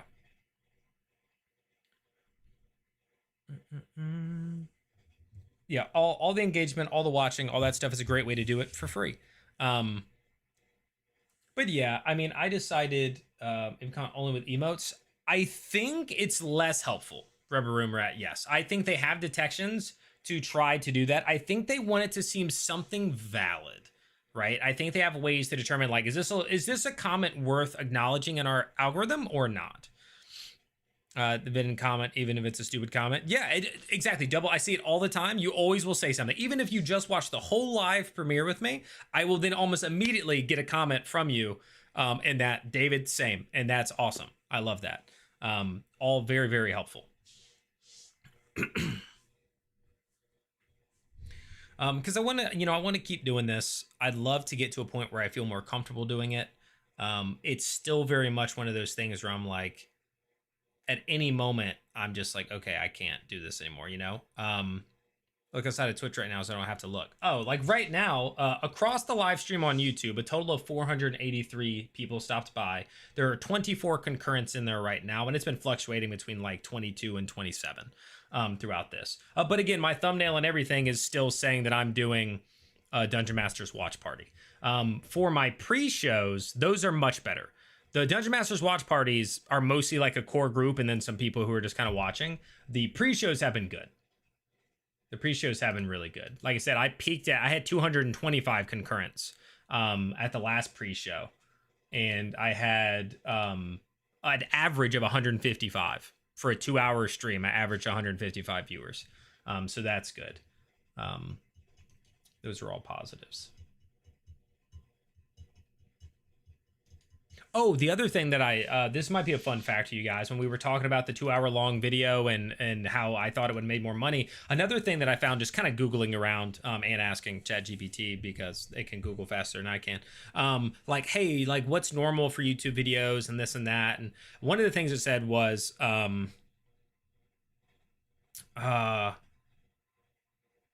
one, that it doesn't just like multiply. Like if I make $3 per $3 for a 20-minute video per 1,000 views, it's not like, okay, at 40 minutes it's $6 and 60 minutes it's $9, and right, it was, that starts to go down, and long form interviews don't make as much money because the audience is typically less engaged. They're just listening. It's a more passive experience. And so it actually earns less through YouTube. And I'm like, oh, that kind of makes sense, right? Like they don't want to you know, do the best ads or do whatever or pay as much because there's less conversion, because the people are less actively paying attention. Yeah, they're reading everything now. True. Sometimes I see some of your videos, but I don't comment because I don't want to seem like creep comment and everything. No, by all means, I love it, guys. You have no idea. I get like it. I love that I have a community. I love that almost every time I go live, Double, David, Connor in here for most of my streams as well. Daniel, so many people. Dispel now. Rubber Room Rat's been coming a lot. Piratey Steve is always here. I love that, guys. I love that. Like genuinely, it's awesome to have a community that is like going to show up even now, right? Like we're still hanging out and talking, and this has nothing to do with what you guys like. Like you didn't come in here to talk about this. But yeah, that stuff is awesome. That's true. Just random silly comments would be better than some of the terrible ones I get either way. It's been a while, but last time I talked to Sean, he said they were going well. Yeah, no. So, I mean, there are ups and downs. There was a period where it kind of dropped off and I was like, dang. But, you know, and this is a terrible situation. You know, I didn't have any sort of beef with Todd necessarily, but we had two different pre-shows going. And so when he started to do his, my viewership dropped some because the random people, right? Because if there's only one, people see that one and they go, okay, click that one. But now there's two separate ones. And so now YouTube is serving both of them. So, you know, the new people are getting dropped. And lately hasn't been able to do them because of some, his wife got cancer. And so, you know, that has, and this is not a positive, I don't know how to frame this, but like that has led to, I think, part of the rise in my recent ones, which is not a great thing. I wouldn't wish it. I'd rather have lower viewership and her not have that. Like, I don't want to make it come across the way, but I think that's why the last couple have risen, is there's no competition, right? Well, there are other people doing it, actually. I think there's another pre-show, but there's not that. And I think I've also built more of an audience up as well, right? I've continued to gain some subs. I think the interview helped this with some of this stuff, some of the community things. So there's a lot going into that. But you know, I hope it continues to grow. I mean, 225 before the last episode was fantastic. I hope next week we break 225 again. You know, it would be dope, again, because we've been talking about money and stuff like that. It would be dope if, you know, every time I gained at least 1 or 2 members. But really, it's just I have like a couple of supporters who typically, like Daniel almost always does, like 2 or 3 super chats. Allie has gifted memberships like pretty often, and stuff like that. But it is rare that I get somebody who just decides to become a member. Like I have a couple, Daniel, Allie, Stephanie, who are members themselves, and the rest are kind of just like gifted when it comes to that. Because again, that base, I need that floor higher with that. Can you chapter the interview? Let people know. I thought about that. I don't know how much it helps. My fear is that people would skip to questions instead of watching it, but maybe that's a good thing. I also am somewhat let down. I've been clipping. I've done it 4 or 5 times now. TikTok, YouTube, not really YouTube Shorts, but TikTok and Instagram, and none of my interviews. So I've clipped again 4 times. None have done as well as I'd hoped. One on YouTube Shorts did like 8K. Which for YouTube Shorts, that's still not that great. And all the ones on TikTok are like 3 to 4K in that range. Which I'm kind of disappointed in. I really was hoping some of the clips would pop off from that interview and therefore lead to more people going to the interview. But yeah, 4K, 3.4K, 3.2K. Yeah. With those. But yeah, I've debated on the chapters thing. I get anxiety when commenting. I don't know why. I mean, you certainly don't have to, right? I'm not here to like pressure people. You need to do this. It's just for those who are interested. How can I support? How can whatever, like it, watch it all the way through. Click the thumbnails, right? Like click the thumbnails and let it play. Come out not posting videos until after. Yeah, that's so tough, especially because I'm never the first one doing it. Like the number of people who will come into my video. Did you see the one where this guy was like, I block people who post before Monday? And I was like, why did you even have to comment this? Like, this isn't an airport. You don't have to tell me when you're departing, first of all. Second, the title says the recap. So you know it's about that. In the first 5 seconds, I say this is a recap of that episode. Spoilers ahead. If you are then watching it and getting spoiled, you chose to do that, right? Like you are a person who has the power to decide what you consume. Why are you clicking videos that are literally saying it's about this episode in the text, in the description, in verbal messaging via the video itself, and then being like, wow, dude. Where's the no spoiler warning? And I'm like, everywhere. It's everywhere. Although I never did that before you mentioned it. Now, when I say that, I don't mean like literally you need to watch until the screen goes black. Would it probably help raise my average watch time by 2 seconds if everybody did it? Sure.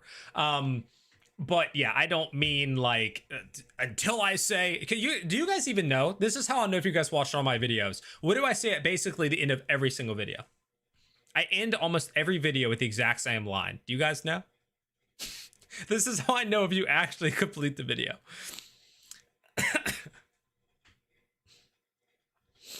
Let's get a deal with some videos. Big. I'm only interested in parts of, and I end up watching none of because there aren't chapters. I don't feel like finding the parts myself. That's valid. Yeah. Close and Cape seem nice, but Nerdcore is better in my honest opinion. Some will jump out their final 15 minutes. Oh, well, they're interesting. I haven't seen them, right? I haven't watched their pre-show. We do follow each other on TikTok and whatnot. I'm in a Discord that they're in. But there are 2 people talking about it, which probably has a unique thing. But yeah, I mean, I'm glad you like mine. Honestly, collaboration with another channel would be cool. It's fun to see passionate people theory crafting. That's the other problem. I don't know how to make a video that like live streaming and chatting about that stuff I'm down for, right? Like a Critical Role podcast, right? Where me and somebody, but that's what it would just be repeating the same stuff we already do in pre-shows. That's the other thing is I'm trying not to, Des, thanks for the subscription. Oh, hold on. That's the closest one. No. So yeah, of course, I say if you like this content, subscribe to the channel, give this video a thumbs up, leave a comment down below. But I always say thank you all so much for watching. And until next time, good luck in your adventures. Good luck in your adventures. I say that at the end of almost every single video. Thank you for watching. And until next time, good luck in your adventures. And nobody knows that. None of you get good luck in your adventures. I hope you have terrible adventures.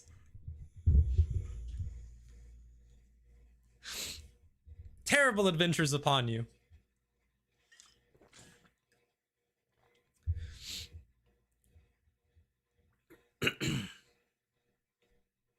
How dare you assume people have control over themselves? I know. It's crazy. Also, Blank Cathedrals, welcome in.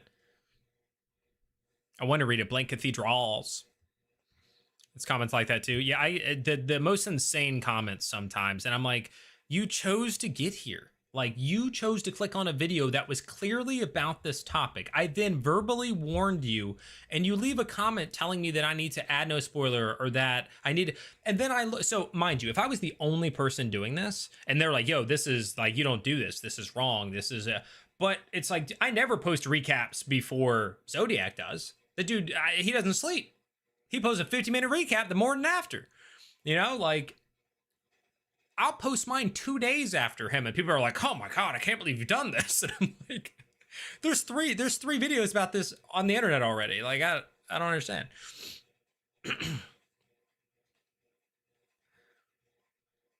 I know the cadence, can't remember the words. Fair enough. I watch to the end every time. I have a terrible memory. Knowing is half the battle. Just making stuff up.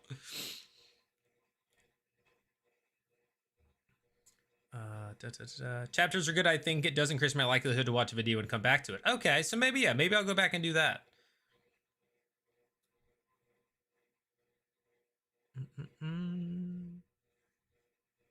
It has not caught on. Nope. It has not caught on. The good luck in your adventures. I really like that. That was my parting words. You know how people have these things that, like, whenever they start a video, they might be like, bidet critters. Like, let's say that was my thing, and that's how everybody joined and said bidet critters, right? I just made the stupid decision of having like a catchphrase at the end of my videos, knowing that nobody makes. I almost want to now, soon as I say the last important part, like, and that is where episode 24 of Critical Role Campaign 4 ended, and just freaking end the video. It probably helped my watch time. My watch time would go up by 30 or 40 seconds because nobody stays for my spiel.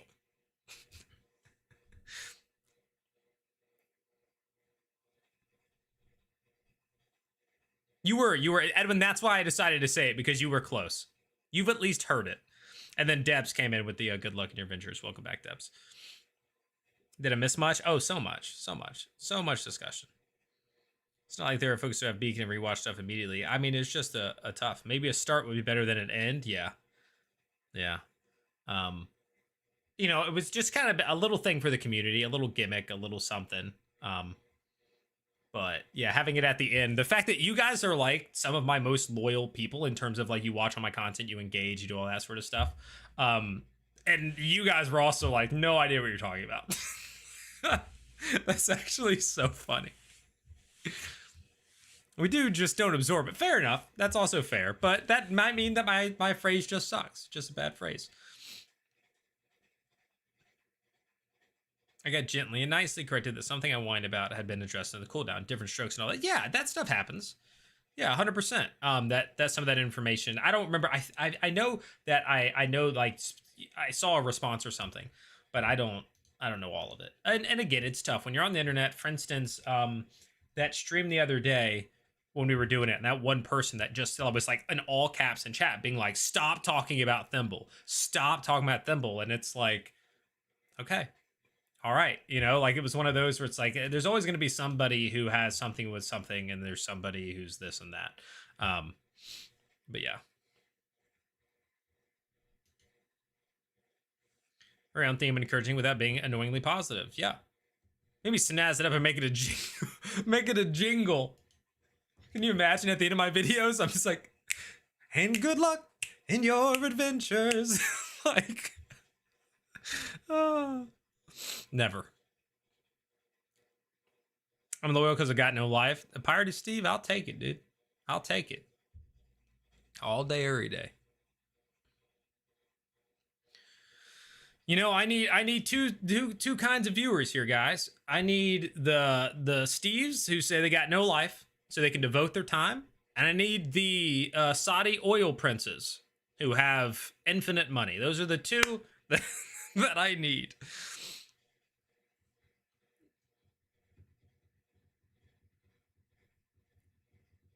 I like Buddy said your Thimble's thing. No, that person, I don't even think that person was saying they disagreed about Thimble.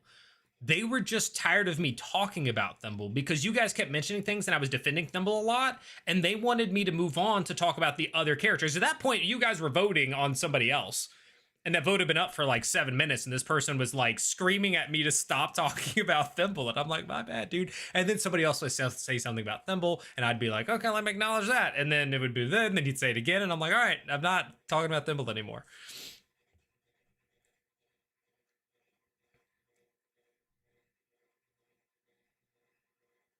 Oh, yeah, with the Thimble thing, chat was definitely keeping that conversation going. 100%.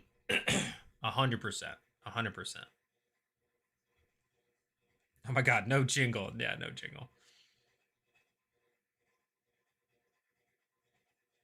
Definitely make a jingle use the Stanley Steamer tune.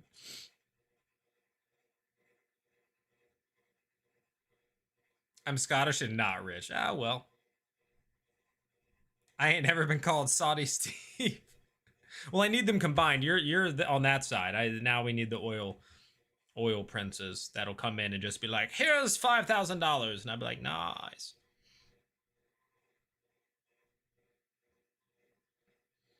I'm definitely going to tap in more, throw a bit on while I'm working. You've definitely been popping up my algorithm on here, but I've been searching for recaps and discussions. Absolutely, dude, and I have those, right? Blank, I don't know if you've been to any of the pre-shows. Those are really lively, and they are like focused on Critical Role.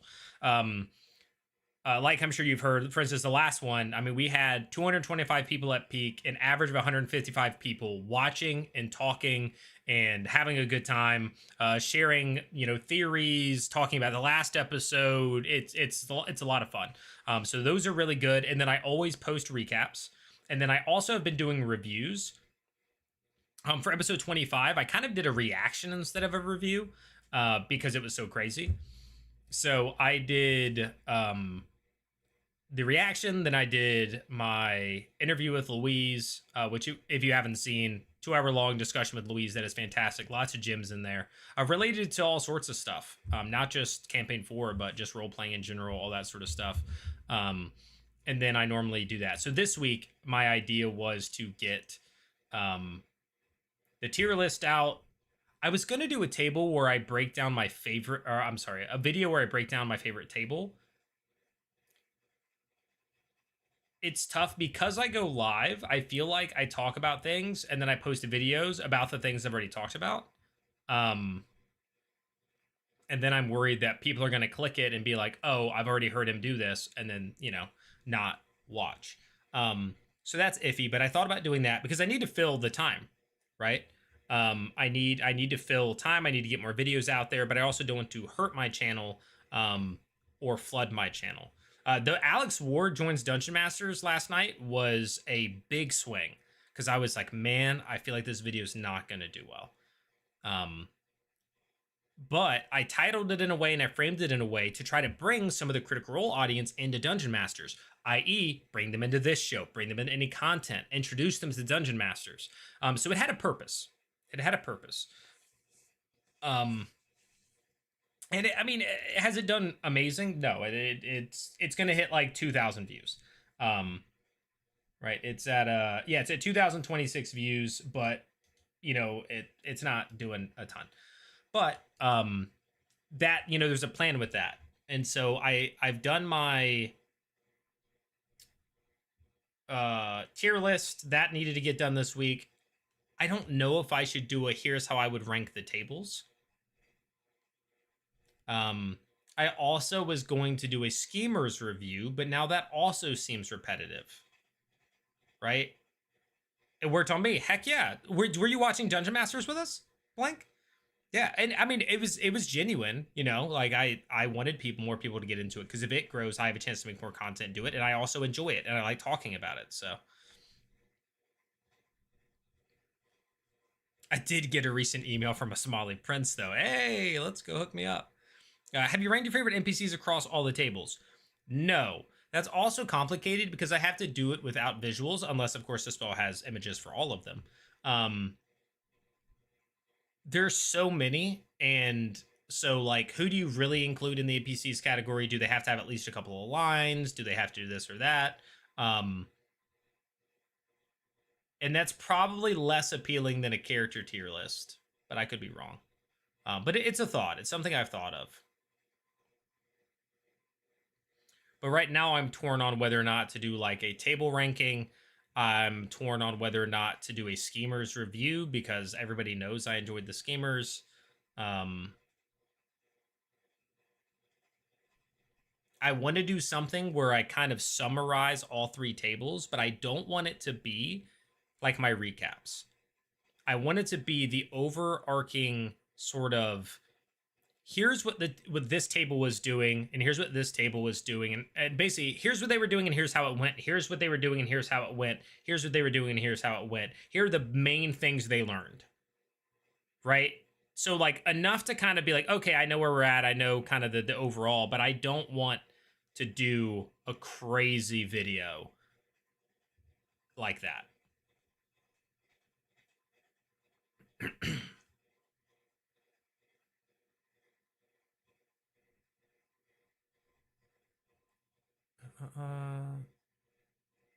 Throw a sub his way, blank, and like all the vids. We can't let this man get a real job. Yeah.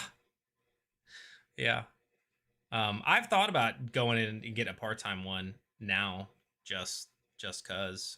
Because right now, I mean, this is what I do, right? Like I make content. I post TikToks, I post Instagram, I do YouTube, I do TikTok shop stuff. I also have a contract with a company called Lynx, where I post for them on their own TikToks, which also, like, if that went out the window, that's $800 a month. If that went out the window, I would have to stop doing this.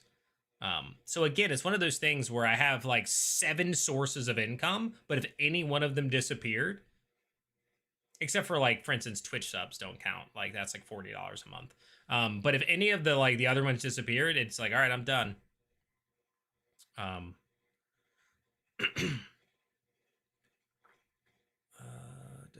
We need a conspiracy board videos series after episodes to keep building and connecting them dots. Yeah. See Steve on Critical Conversation. I'm rewatching episode 25 and noticed Brennan mentioned that the Sundered Houses will be having their meeting the same night as Houseplay. Oh, really? Really? I was expecting Primus to turn up at the Hallowed Round. Yeah, that I also thought he might be there, but maybe maybe they'll be meeting elsewhere. Has a ton there too. Yeah, see, but I guess, I mean, those are like not official, right? That's all just like random artists and all that. And I hate taking that stuff and like using it. I'm sure I could just put like credits and stuff, but yeah. Maybe rank your 3 favorite episodes, moments from each table instead of tables themselves. Might be an idea. Table review seems like a trap. In what way? Double. A consistent timeline series could work, yeah. Sounds like lots of work. Yeah, the homework, yes. Very much, very much. Brother, that is a miserable position to be in. Oh, very much. Very much. 100%. Which is why, I mean, not so much like the last 2-3 weeks, but for like a month, 2 months before that, like like every day I was like, I have to quit doing this. You know, I was like, I simply, like, it's stressful AF, man. It's stressful AF.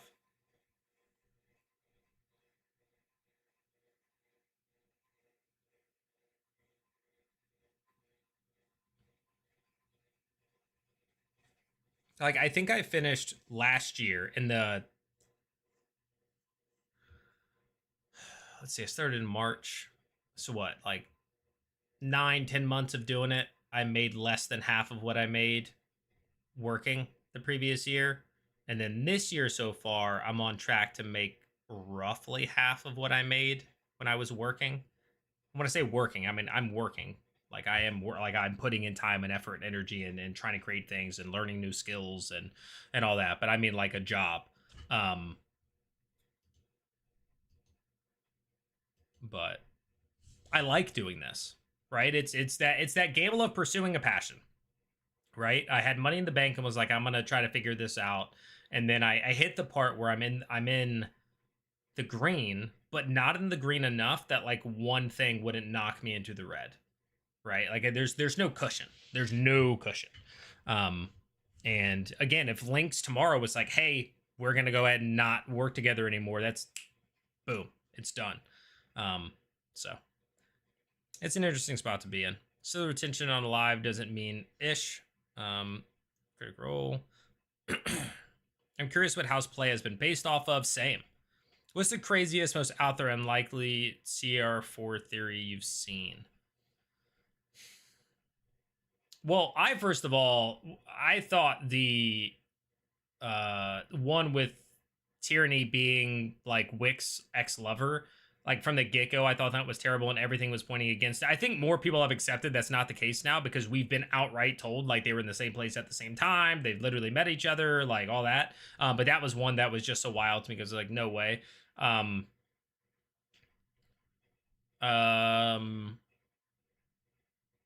know I've seen one or two crazy ones lately and I can't really remember.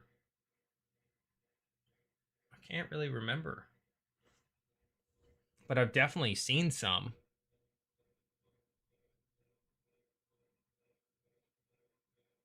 Definitely the camp that Azune's sister had her shadow sit by the Halavar. Oh, that's also a possible one that I've seen popping up.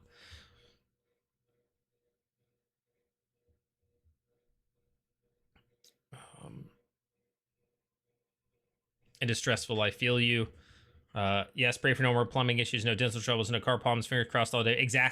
Exactly. Like that's, again, I was in a lucky enough position as a single dude who has worked for, you know, a decade plus, has no debt, was able to bank money. I was in a prime position to be like, when my company shut down, the company I worked for shut down, laid everybody off. I was like, I'm going to pursue my passion, and gave this a whirl, and I had the money for it. And then I wasn't bleeding money after a certain number of months, and I was like, heck yeah, this is awesome.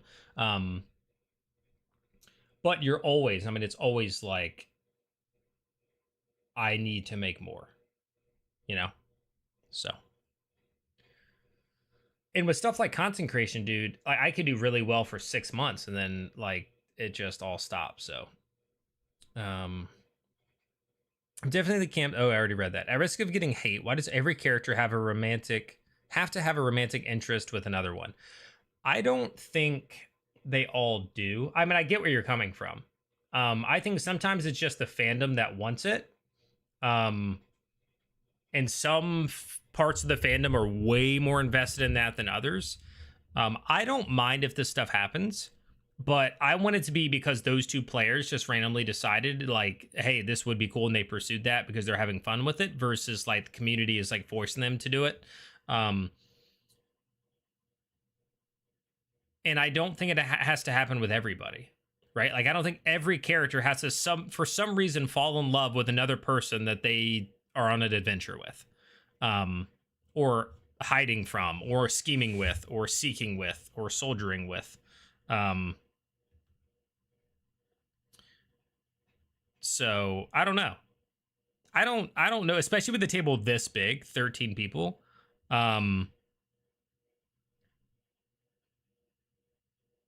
I imagine not everybody is going to have a love interest and do all of that. I would just imagine. Yeah. Whatever. Thanks, Debs. Appreciate it, Dispel. Do you not want to kiss your friends, even if in a fantasy realm? I don't. Like, it's never come up. I've never played, again, I haven't played super high RP.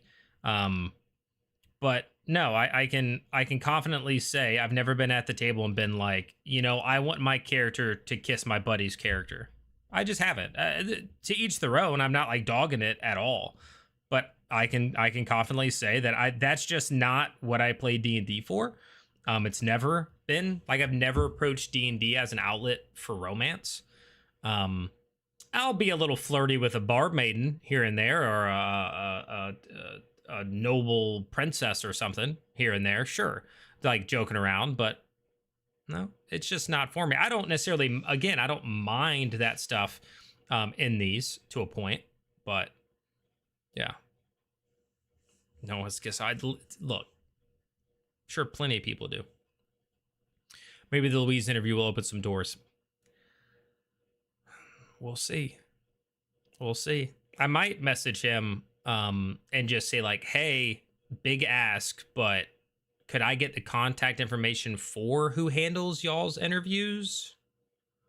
Because again, I got his interview by going through him.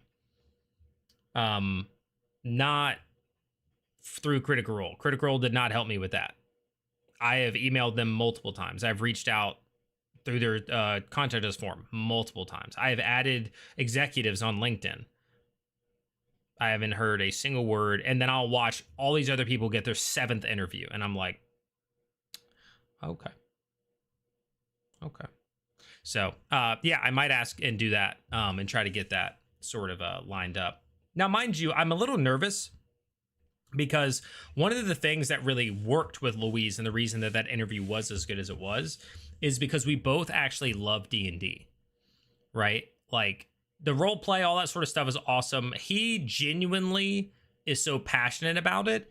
And I don't know if I could sit down with, let's say, Sam and have the same type of conversation. I don't think Sam cares as much about D&D and mechanics and all those sorts of things. I could be wrong, but I don't know that there's anybody else on the cast that I could have a similar conversation with that I can relate to as well. Like Louise genuinely plays multiple home games while also being in a Critical Role. And so it was easy. It was easy to relate in those ways. And so I'm a little more nervous that if I got one with other people, it would be a very different type of interview. So yeah.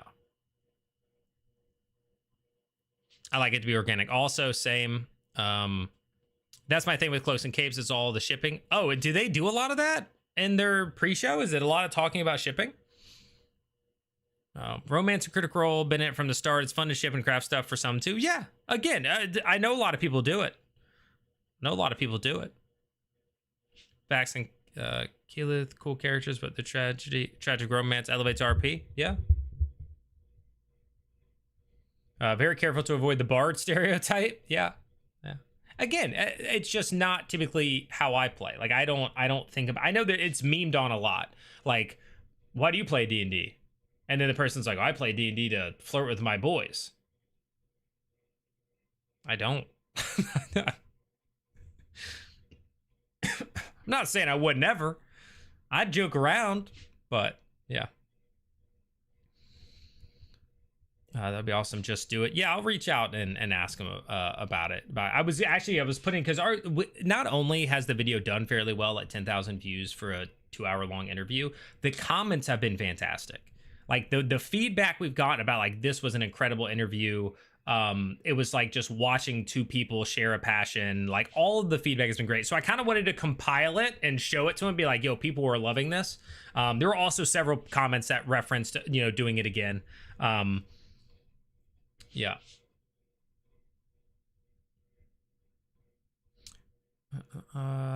Louise is the best. Oh my God, I cannot stress that enough. He's the first and only Critical Role member who has replied to say he has watched the videos. Yeah, he feels more interactive. Like I've tried to, tweet at, do whatever, tag other members, and there's nothing, except for Sam.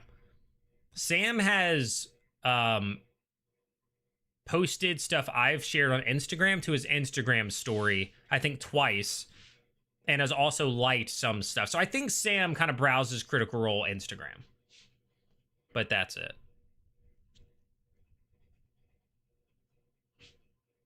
DM wants to slide into the Noble Princes. Do what I've been as a player, but yeah. Connor says, I think Alex would be a great candidate because he's also very savvy about D&D itself. He's also very into character work. Yeah. True. I mean, the dream, of course, is to talk to the original cast because they have like the largest following. I would love to talk to Matt because I know Matt is into all of it. Matt cares about a lot of that stuff and he can speak very passionately. The Fearful One, like, would Travis be up for that? Would Ashley? And some of these, I'd love to talk to them. Do not get me wrong, I'd love to talk to them, but I was not nervous at all to talk to Louise.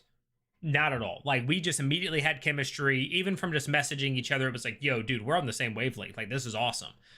And for them, I'm a little more like, ooh, I don't know. Yeah. I think you could have a nerd conversation with anyone. I could, but only if they're also a nerd with me, you know? This is random, hear me out, but I would die if we got on video with Damian Haas. I don't know who that is.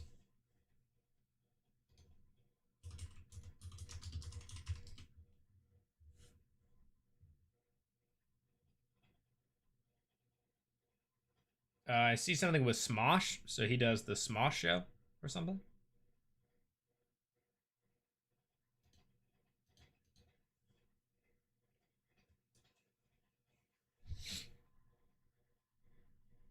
First time I've been watching Critical Role as a campaign was live. I've never been in the community, so I was completely blindsided by all the shipping and honestly not safe for work shipping too. On Twitter especially. I've talked about this many times. Also, Connor, are you the same Connor on TikTok? Because if so, I think we live in the same state. Fun fact for you. I agree. I went on like the Critical Role Twitter and I was like, bro, what is happening? It was like the second episode and people were like, these two are in love and they're here's some nude art of them. And I'm like, Twitter is wild. Twitter, like, they're not only are they shipping, they're like, it's odd to me. I'm not a prude. I'm really not. But the severity with which the community, a part of the community, sexualizes the characters, it's just odd to me. It's a little odd to me. Like, super sexualizing some of these characters, like, out the gate.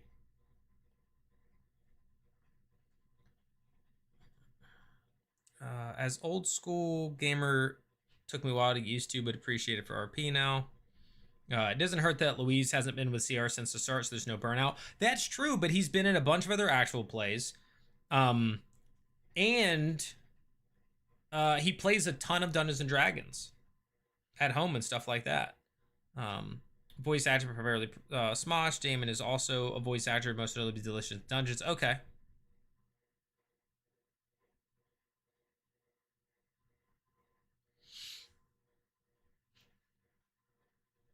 Yeah, I mean, that's definitely a part. But I think, and this isn't going to sound great, and this may not, and again, I think the main cast has become kind of just dejected from a lot of it. Like, they do their panels at cons, but I feel like they're a lot more separated now from that. I have seen, again, a lot of the people doing the interviews that I'm seeing now pop up are not them, except for freaking Taliesin. Talison's like the only one that I've seen consistently pop up doing interviews, whereas other people are not doing so much. Yeah.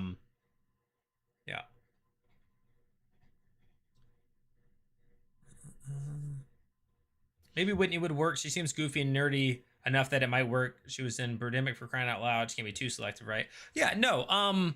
Again, I think I would have fun chatting with her. I don't like, we wouldn't be able to like nerd out about D&D so much. The roleplay elements, sure. Building her character, sure. Playing with these people, sure. Like, there are topics I could find. I would do the research and all that sort of stuff. But yeah. Oh, Connor, did you answer when I said, are you the person on TikTok I was thinking of that I think I'm in the same state? I see where you said I'm also jaded in the Discord. I think I connected that, but I didn't know if you were, because I remember I saw a similar name and I clicked on it because like, okay, this person is engaged a lot of my stuff on TikTok, and I clicked and it said the state. And I was like, wait, I live there. So it's just like a fun fact, if that's you. Yeah. Blank says, I also think that a lot of the D20 fandom culture came with Brennan. Would you say it's always been like that? Like the sexualizing stuff? Oh yeah, I think that's way more in Critical Role than D20. I could be wrong, but I think that's way more in that. Yeah. I am fearful. Yep. Oh, I didn't see that message. I see where you said this is the first time, and I see no more messages from you until I'm also jaded in Discord. Huh. I don't see it in my YouTube chat or in my chat puller. I don't know why. But okay. Well, fun fact. Look at us. We're neighbors. I legitimately think, and again, this might be a hot take. I think campaign 4 has not been as successful as maybe it was hoped for. I feel like a good chunk of people who came with Brennan probably were like, oh, this is not like D20 at all. It's not my vibe, and trickled out. And I think a lot of the CR folks were like, this isn't my vibe. Where's Matt? Why are there 3 tables? Trickled out. And then people stayed. And then the Seekers happened and it dropped. And then, you know, like, I feel that's just my take and kind of where I feel the vibes are. And then, you know, doing a little bit of looking at viewership, but not like super deep dives or anything like that.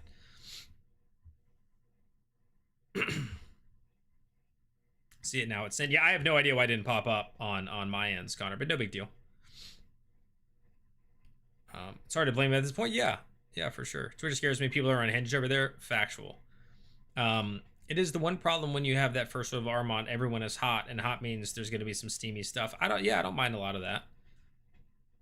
But it also, again, like immediately, like they introduced their characters, and that night there's like nude photos of them banging each other, and I'm like, why? Like, I don't know.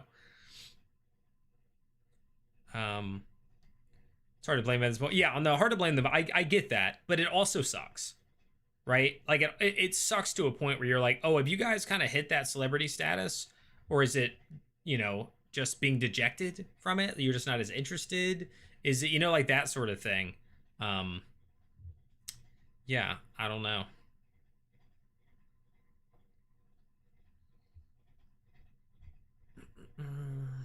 Well, apparently Tal's been doing interviews for hundreds of years, so shouldn't bother him. Totally fair. I also don't know that, so a lot of the other people have specific other positions in the company. Like Marisha has hers, and Matt has his, and Travis, and even Ashley, she's doing the charity thing, and he has the Weird Kids, but I don't know. No, I was planning to, Piratey Steve. I was planning on still doing a catch-up tomorrow. I hope it'll still do well. I don't know if it'll go the full 2 hours. I don't know. But yeah.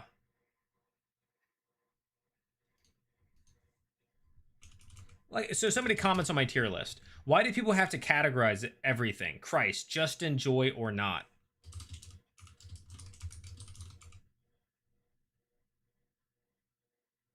I'm just gonna say I am, thank you. Like, why do you have to comment and be negative? It's just a fun tier list.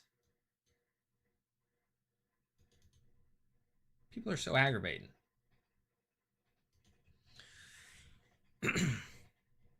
After the campaigns, it's safe to say there's plenty of people that don't like change. 100%. Hot take, but I feel it's kind of valid. Wait, what's kind of valid? The people feeling that it's not as like that, people that it has fallen off of it. Yeah. It's better than campaign 3, but I think CRC needed a soft reset, and campaign 4 has been great. I'm assuming that's what you were saying there.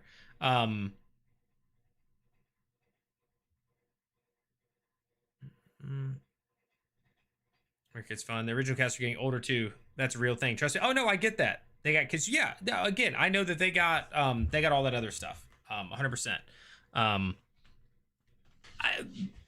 don't know. Like, that's just, to me, that's just a stupid comment. Like, I have the people, again, this video has been downloaded a bunch. Like, people are just like, oh, you put Thimble in very strong, downvote. You know, it is what it is. But like leaving a comment to be like, doing tier lists is so stupid. Like, why would you? It's like, go away. Right? Like, I have no problem when somebody responds and says, oh, I would have put this person here, and I would have put this person here, and this is why this, and this is why that. Share your opinions, man. I'm all for it. Why the heck are you commenting to be like, why are you categorizing the characters? Because I want to. Like, you clicked the video. You clicked the video that says ranking characters. The thumbnail has a tier list on it. Like, I just don't understand.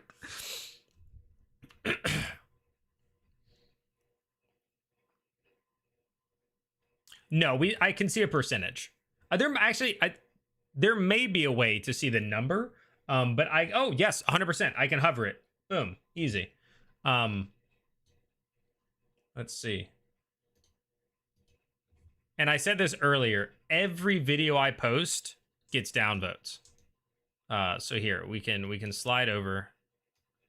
And then I'll cut it. So here we go.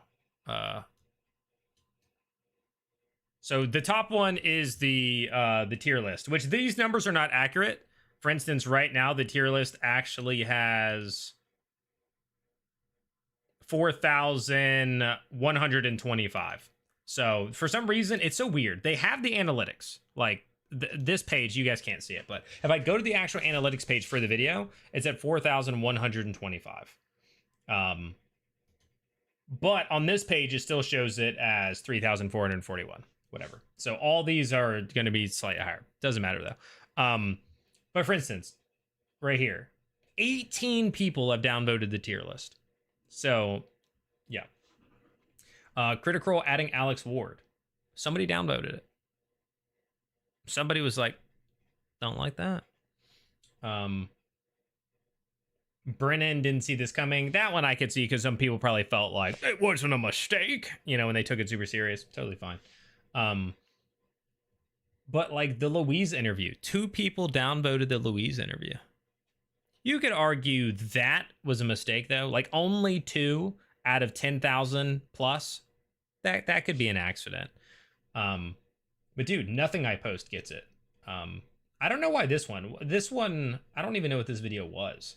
But it didn't do very well because this is old enough that this number is probably pretty close to accurate. And it was downvoted 14 times. So whatever I posted there. You know what? That was my review. So the actual, I'm pretty sure this one here was my recap of the episode.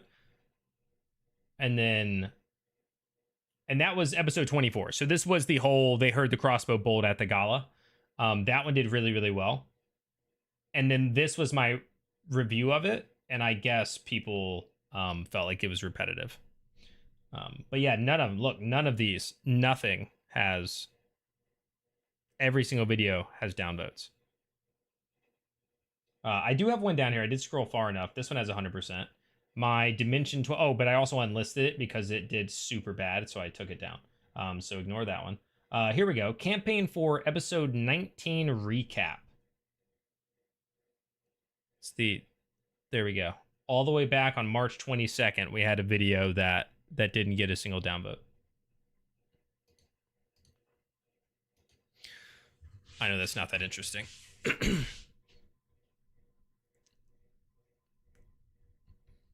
Atreus, welcome in. I am honestly enjoying Campaign 4 so much. As a veteran enjoyer who has watched almost every episode, I didn't watch the last half of C3. It was such a breath of fresh air to see Brennan joining. Yep, ahead with Candor in C tier. I still like Sam. I expect it'll grow like Wick, but I know I'll get some chuckles either way. So far, way more enjoyable than C3. This is my first full campaign. It's so interesting because Brennan's podcast made me want something more serious and longer form. I was watching Critical Role here and there, and the Seekers table has been... The Seekers was your favorite! Well, not to be the one to tell you, but they were... yeah, they were my least favorite. The Seekers are my least favorite. But yeah, Atreus, again, I think it's good. But I think the campaign is too serious and the episodes are too long to hold everybody who wanted to enjoy it from Dimension 20. And it's too different to maintain everybody from Critical Role. And I think the only reason maybe the numbers are looking similar or slightly better is because even though they lost 2 chunks, it still brought together enough to kind of make up for that a little bit. But yeah, I mean, I don't know. That part's tough. And that's so crazy to me to spell. Like, you're putting together animated scenes from Critical Role and 76 people are disliking. I don't understand that. That's so weird to me. Downvoting boggles my mind. The only video I've ever downvoted was the Miranda Sings Ukulele Apology. If I don't like a video, I move on. Yeah, I don't mind. Again, so for instance, on some of the videos where I post something and I can tell that like maybe people are not gonna like it or they're gonna feel some, that is what it is. But sometimes I post a video. Again, I'm telling you, I could, good morning, Zimmy. I'm telling you, I could post a video that's like, man saves puppies, puppies live happy life, and it would get downvoted. Somebody would come along and be like,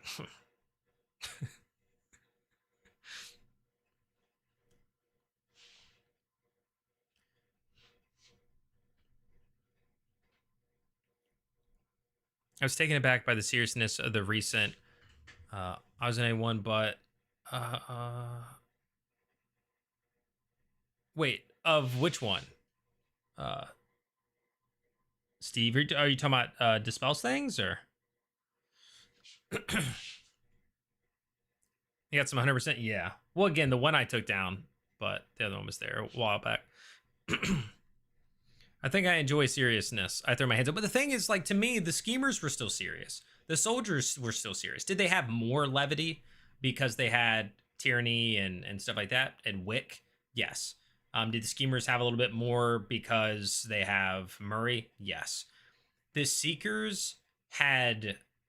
I'm like, at this point, every time I want to say this, I don't mind saying it all again, but I know some of you have heard me say it so many times that you're just like, God, I don't want to hear him say it again. But they were just so serious the whole time, and they were hushed voices every time they talked, and they were slow talking every time. I mean, hushed voices, slow talking, serious 24/7. It was just like, oh man. So I'm lying. Schemers is my favorite. Oh, we're good then. We're good then. Okay, we're okay. Blank. Thank God. Thank God.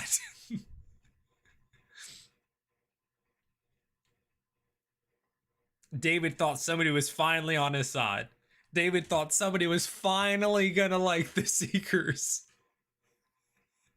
I could see David in his chair. No.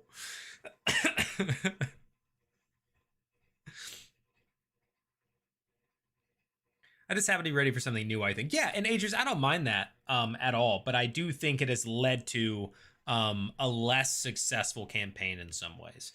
And I do somewhat blame them starting with the Overture, because it was so much. Again, when I was covering the Overture early on, the number of people who were like, it's so much I can't keep up. It's so much I can't keep up. It's so much I can't keep up.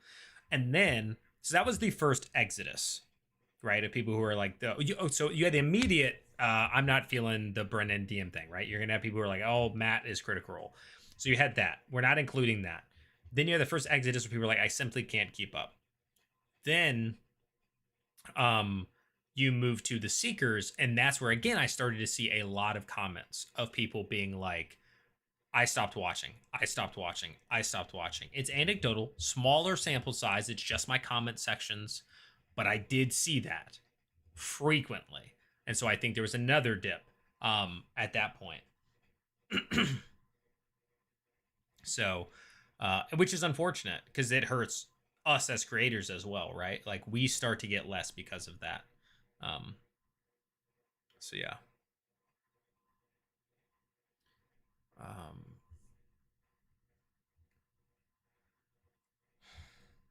It's much more serious, a bit darker tone. I don't blame people. As someone mentioned, a lot of people just don't like change. Yep, 100%.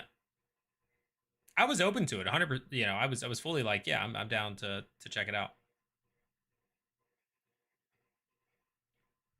I like to encourage folk because some people's dreams can be true life change, a bit of support and hype. Absolutely. We still don't have numbers from Beacon. This could be something different than a lack on YouTube. So again, I'm not even really going off of numbers, to be fair, Double. Like in terms of like really determining, I'm going off of my viewership and knowing that like I had more videos that were getting 16, 20K during the Overture than now. And then I noticed the pre-shows I noticed, I mean, literally, I think there are so many correlations that it's hard to not be like, this is what caused it. And then the comments. I never saw people during the soldiers arc being like, yeah, I stopped watching because of the soldiers. I saw that frequently with the seekers. Never saw it with the schemers. And so again, doesn't mean it's fact, but in my point of view, my experience is like, we had the drop off from the overture. Lots of people saying they couldn't keep up. It was too much. It was too different. Then we moved to the rest, and that's kind of how that went for me. But yeah, we don't have beacon numbers.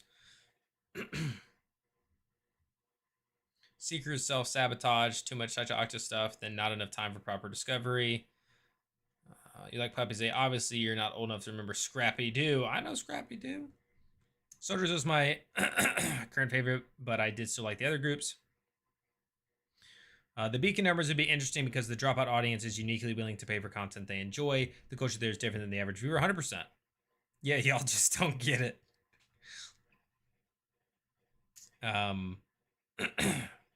Yeah.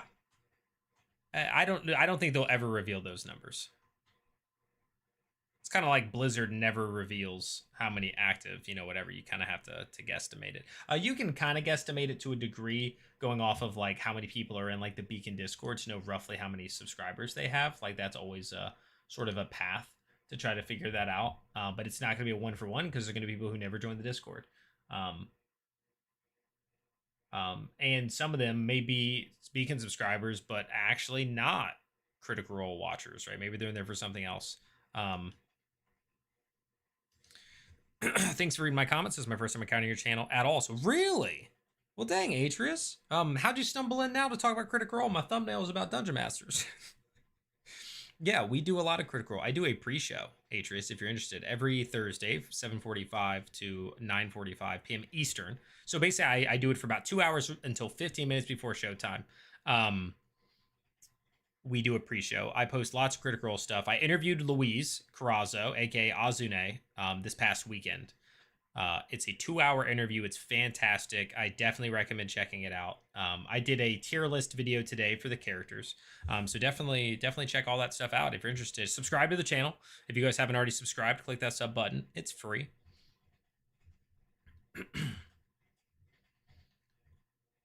Atreus says, I'm not sure I have a favorite table. It's been kind of riveting the whole time. I'm definitely, it's a tight race for me between Seekers and Schemers and Soldiers. And the Seekers are way below.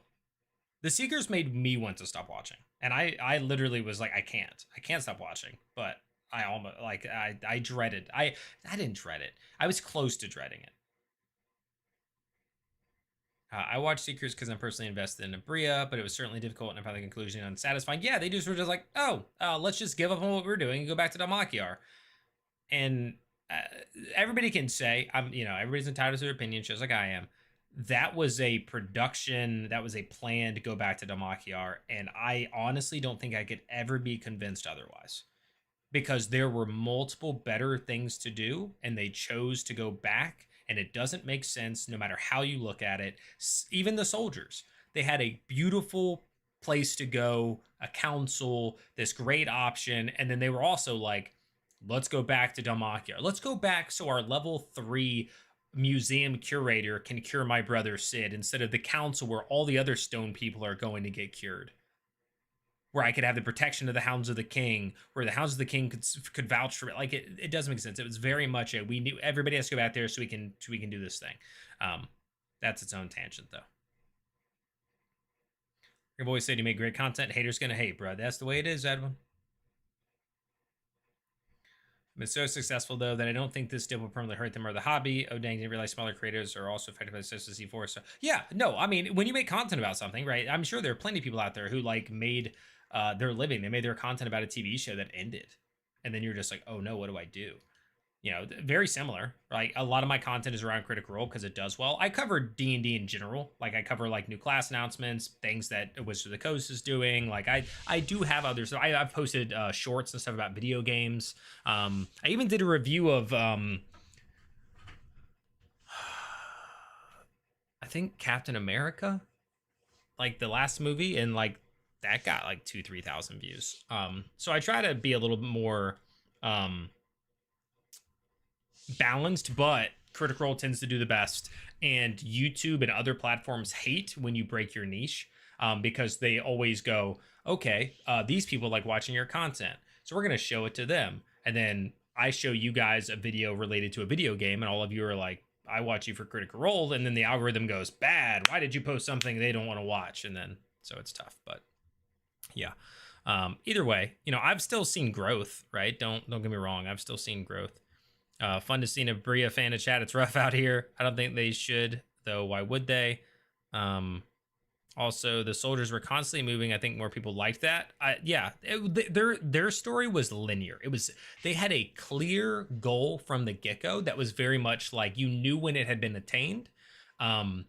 We want to find Casimir and get revenge. Boom, got it. We want to find Sid. Boom, got it. Easy. Linear, straightforward sort of quest mission.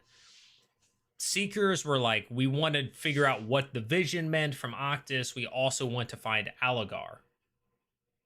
So we're going to travel to this place and hope that those things kind of come together. And then we're randomly going to decide we don't want to find Aligar anymore. We also learned about stuff bad happening over at the Golden Orchard that one of our people deeply cares about, but we're also going to ignore that. And we're going to go back to Damakiar.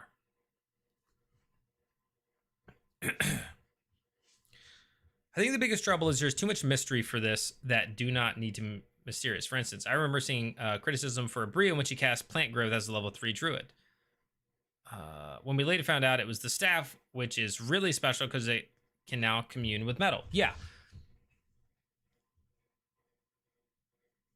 I bought the soldier shirt. Heck yeah, Zimmy. Another person who watches, Daniel, he bought the Can You Hear It Now? Or Can You Hear the Falcon's Cry jersey. I want that really bad, but I just don't know that I want to spend the $50 or $45 on it.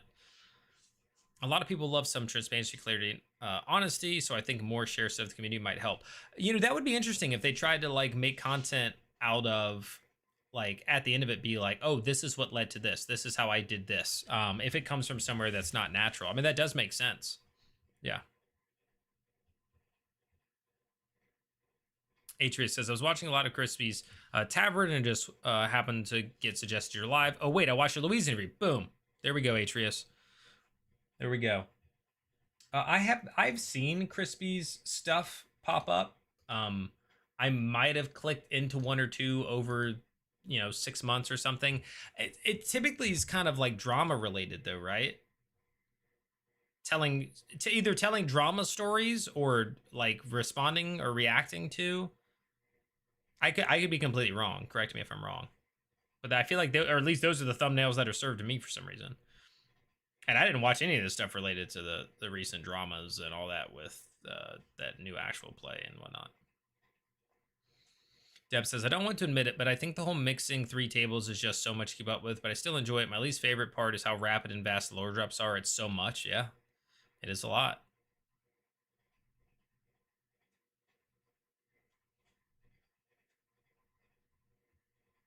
If they need 2 tables, 3 is too many. I think the soldiers were literally terrified of what Brennan would throw at them if they went exploring. Well, there was no exploring for the soldiers to do. They were on a mission, right? It wasn't, they didn't have time. They're trying to track down these people. They're trying to save his brother.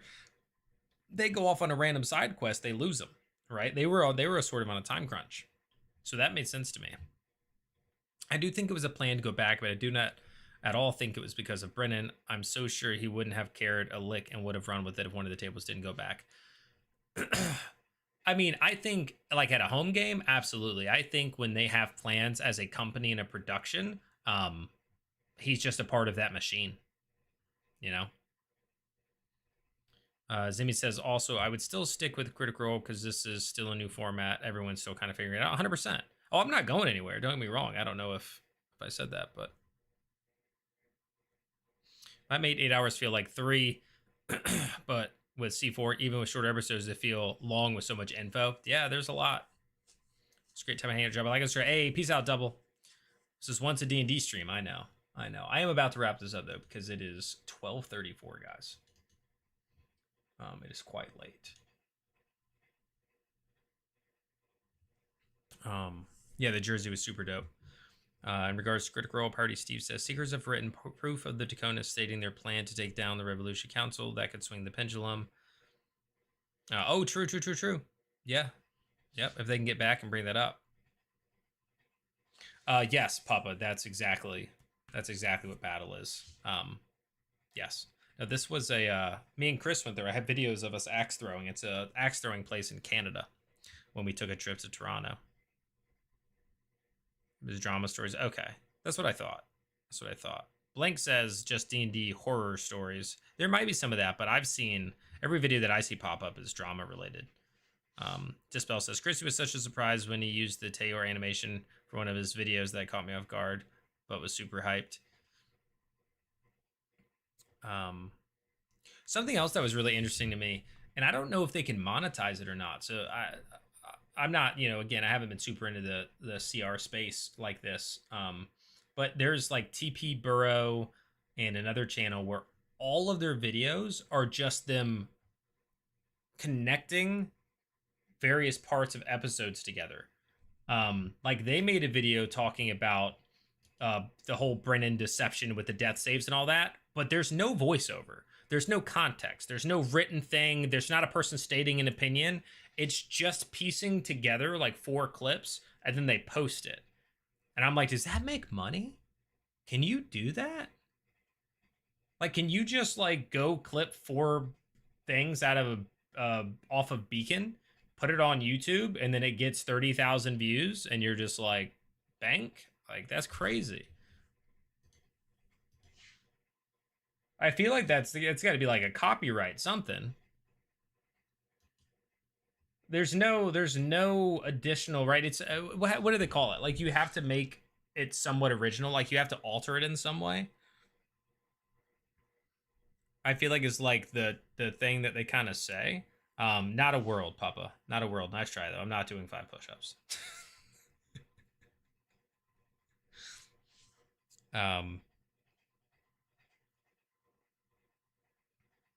Thank goodness been off work for an hour. Nice. I'm not doing squats either, Papa. Officially starting my Thursday morning before you even go to bed. That's wild. Yeah, it is kind of crazy. I meant to say Seekers. Flex. All right, I'll do the flex for you. I got long sleeves on though, so you can't really do it, but there you go. You guys, he's redeeming stuff on Twitch. Like he redeemed 5 push-ups, 5 squats, and a flex over there. But I used to stream quite a bit on Twitch and like play games and all that stuff, but I don't do that stuff anymore. I need to hydrate. I can do that. Actually, I didn't really have much. It's just like watching clips from previous campaigns, like funny bits. Like, oh no, so I've seen again. There are other channels, but I know that some of these are. Yeah, that's what I'm saying. It's not transformative. So I'm wondering, like, can he actually, like, is it actually monetized? Like, if he's just doing it, if they're just doing it for the love of the game, like they like making them and they like getting subscribers and all that, cool. But if it's like, he posts this thing and it gets 30,000 views, 50,000 views, and it's literally just piecing together 4 parts of an episode, and it's like, that's crazy. I'll do that.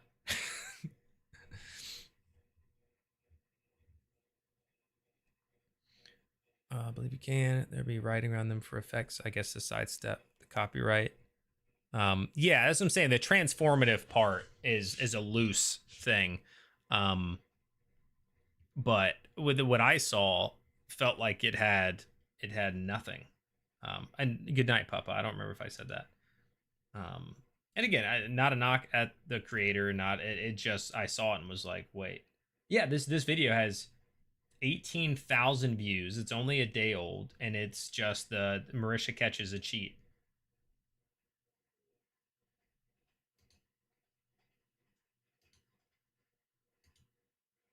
And it's just a 9-minute and 53-second video of clips.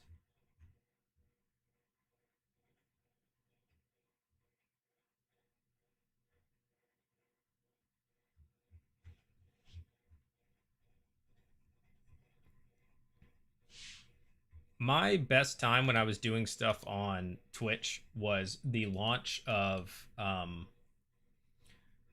or right before the launch of Baldur's Gate 3. I was playing Baldur's Gate 3 early access for like 3 weeks or a month before the game actually came out, and that was incredible. I actually thought I made it as a streamer in that moment. I didn't, but for like multiple streams in a row, like basically for like 3 weeks, I was averaging like 150 to 300 concurrent viewers playing for 5-6 hours of Baldur's Gate 3. I made like $2,000 on Twitch that month. Like, it was insane. I was like, holy crap, this is it. And then the game came out and everybody stopped watching. So that was fun. Because they were all watching because they wanted to play themselves. And I guess they didn't want to play early access or they whatever. So they were all watching. We were all talking about stuff and showing stuff and doing whatever. The game came out and I went from like 300 average to like 80 and then 70 and then 60. And then it was not. And then if I changed, if I went and played something else, it was like I was back at square one. It was wild. It was wild to have 250, viewers, and then a week later have 50.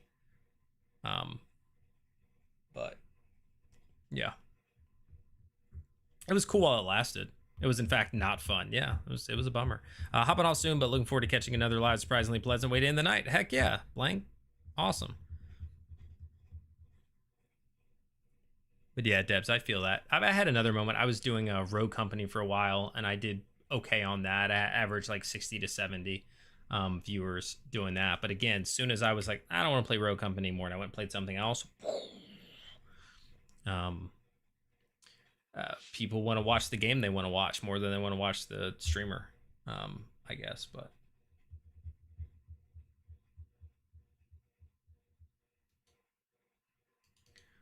it's all good. I'm doing this stuff now, and now I basically only go live for these. Every now, I mean, I have gone live like playing like Baldur's Gate, Dark Alliance, and other stuff like that, Demio Battle Marked, but not doing all that. I mean, even if I would have stayed on Baldur's Gate, right? Like, even that fell off once it went, but either way. All right, guys, I'm going to get out of here. It is 12:42 a.m. This has been fun. It's good conversations. The whole end of this was not related to Dungeon Masters at all, but that's okay. It was still good conversations, good times. Got to meet some new folks, so hope to see you guys soon. We'll be live tomorrow, guys. Oh my God, I just did this stream until 12:40, and we're doing another one tomorrow. Tomorrow is the off-week catch-up. So because there's no episode, there's no pre-show, but we're going to go live at basically the same time. We're just going to hang out. We're going to talk Critical Role. So thank you guys for hanging out. Appreciate your shows to converse with them. Thank you, Atreus. Hopefully I'll see you around. Enjoy the rest of your night, guys. Be safe, and I will see you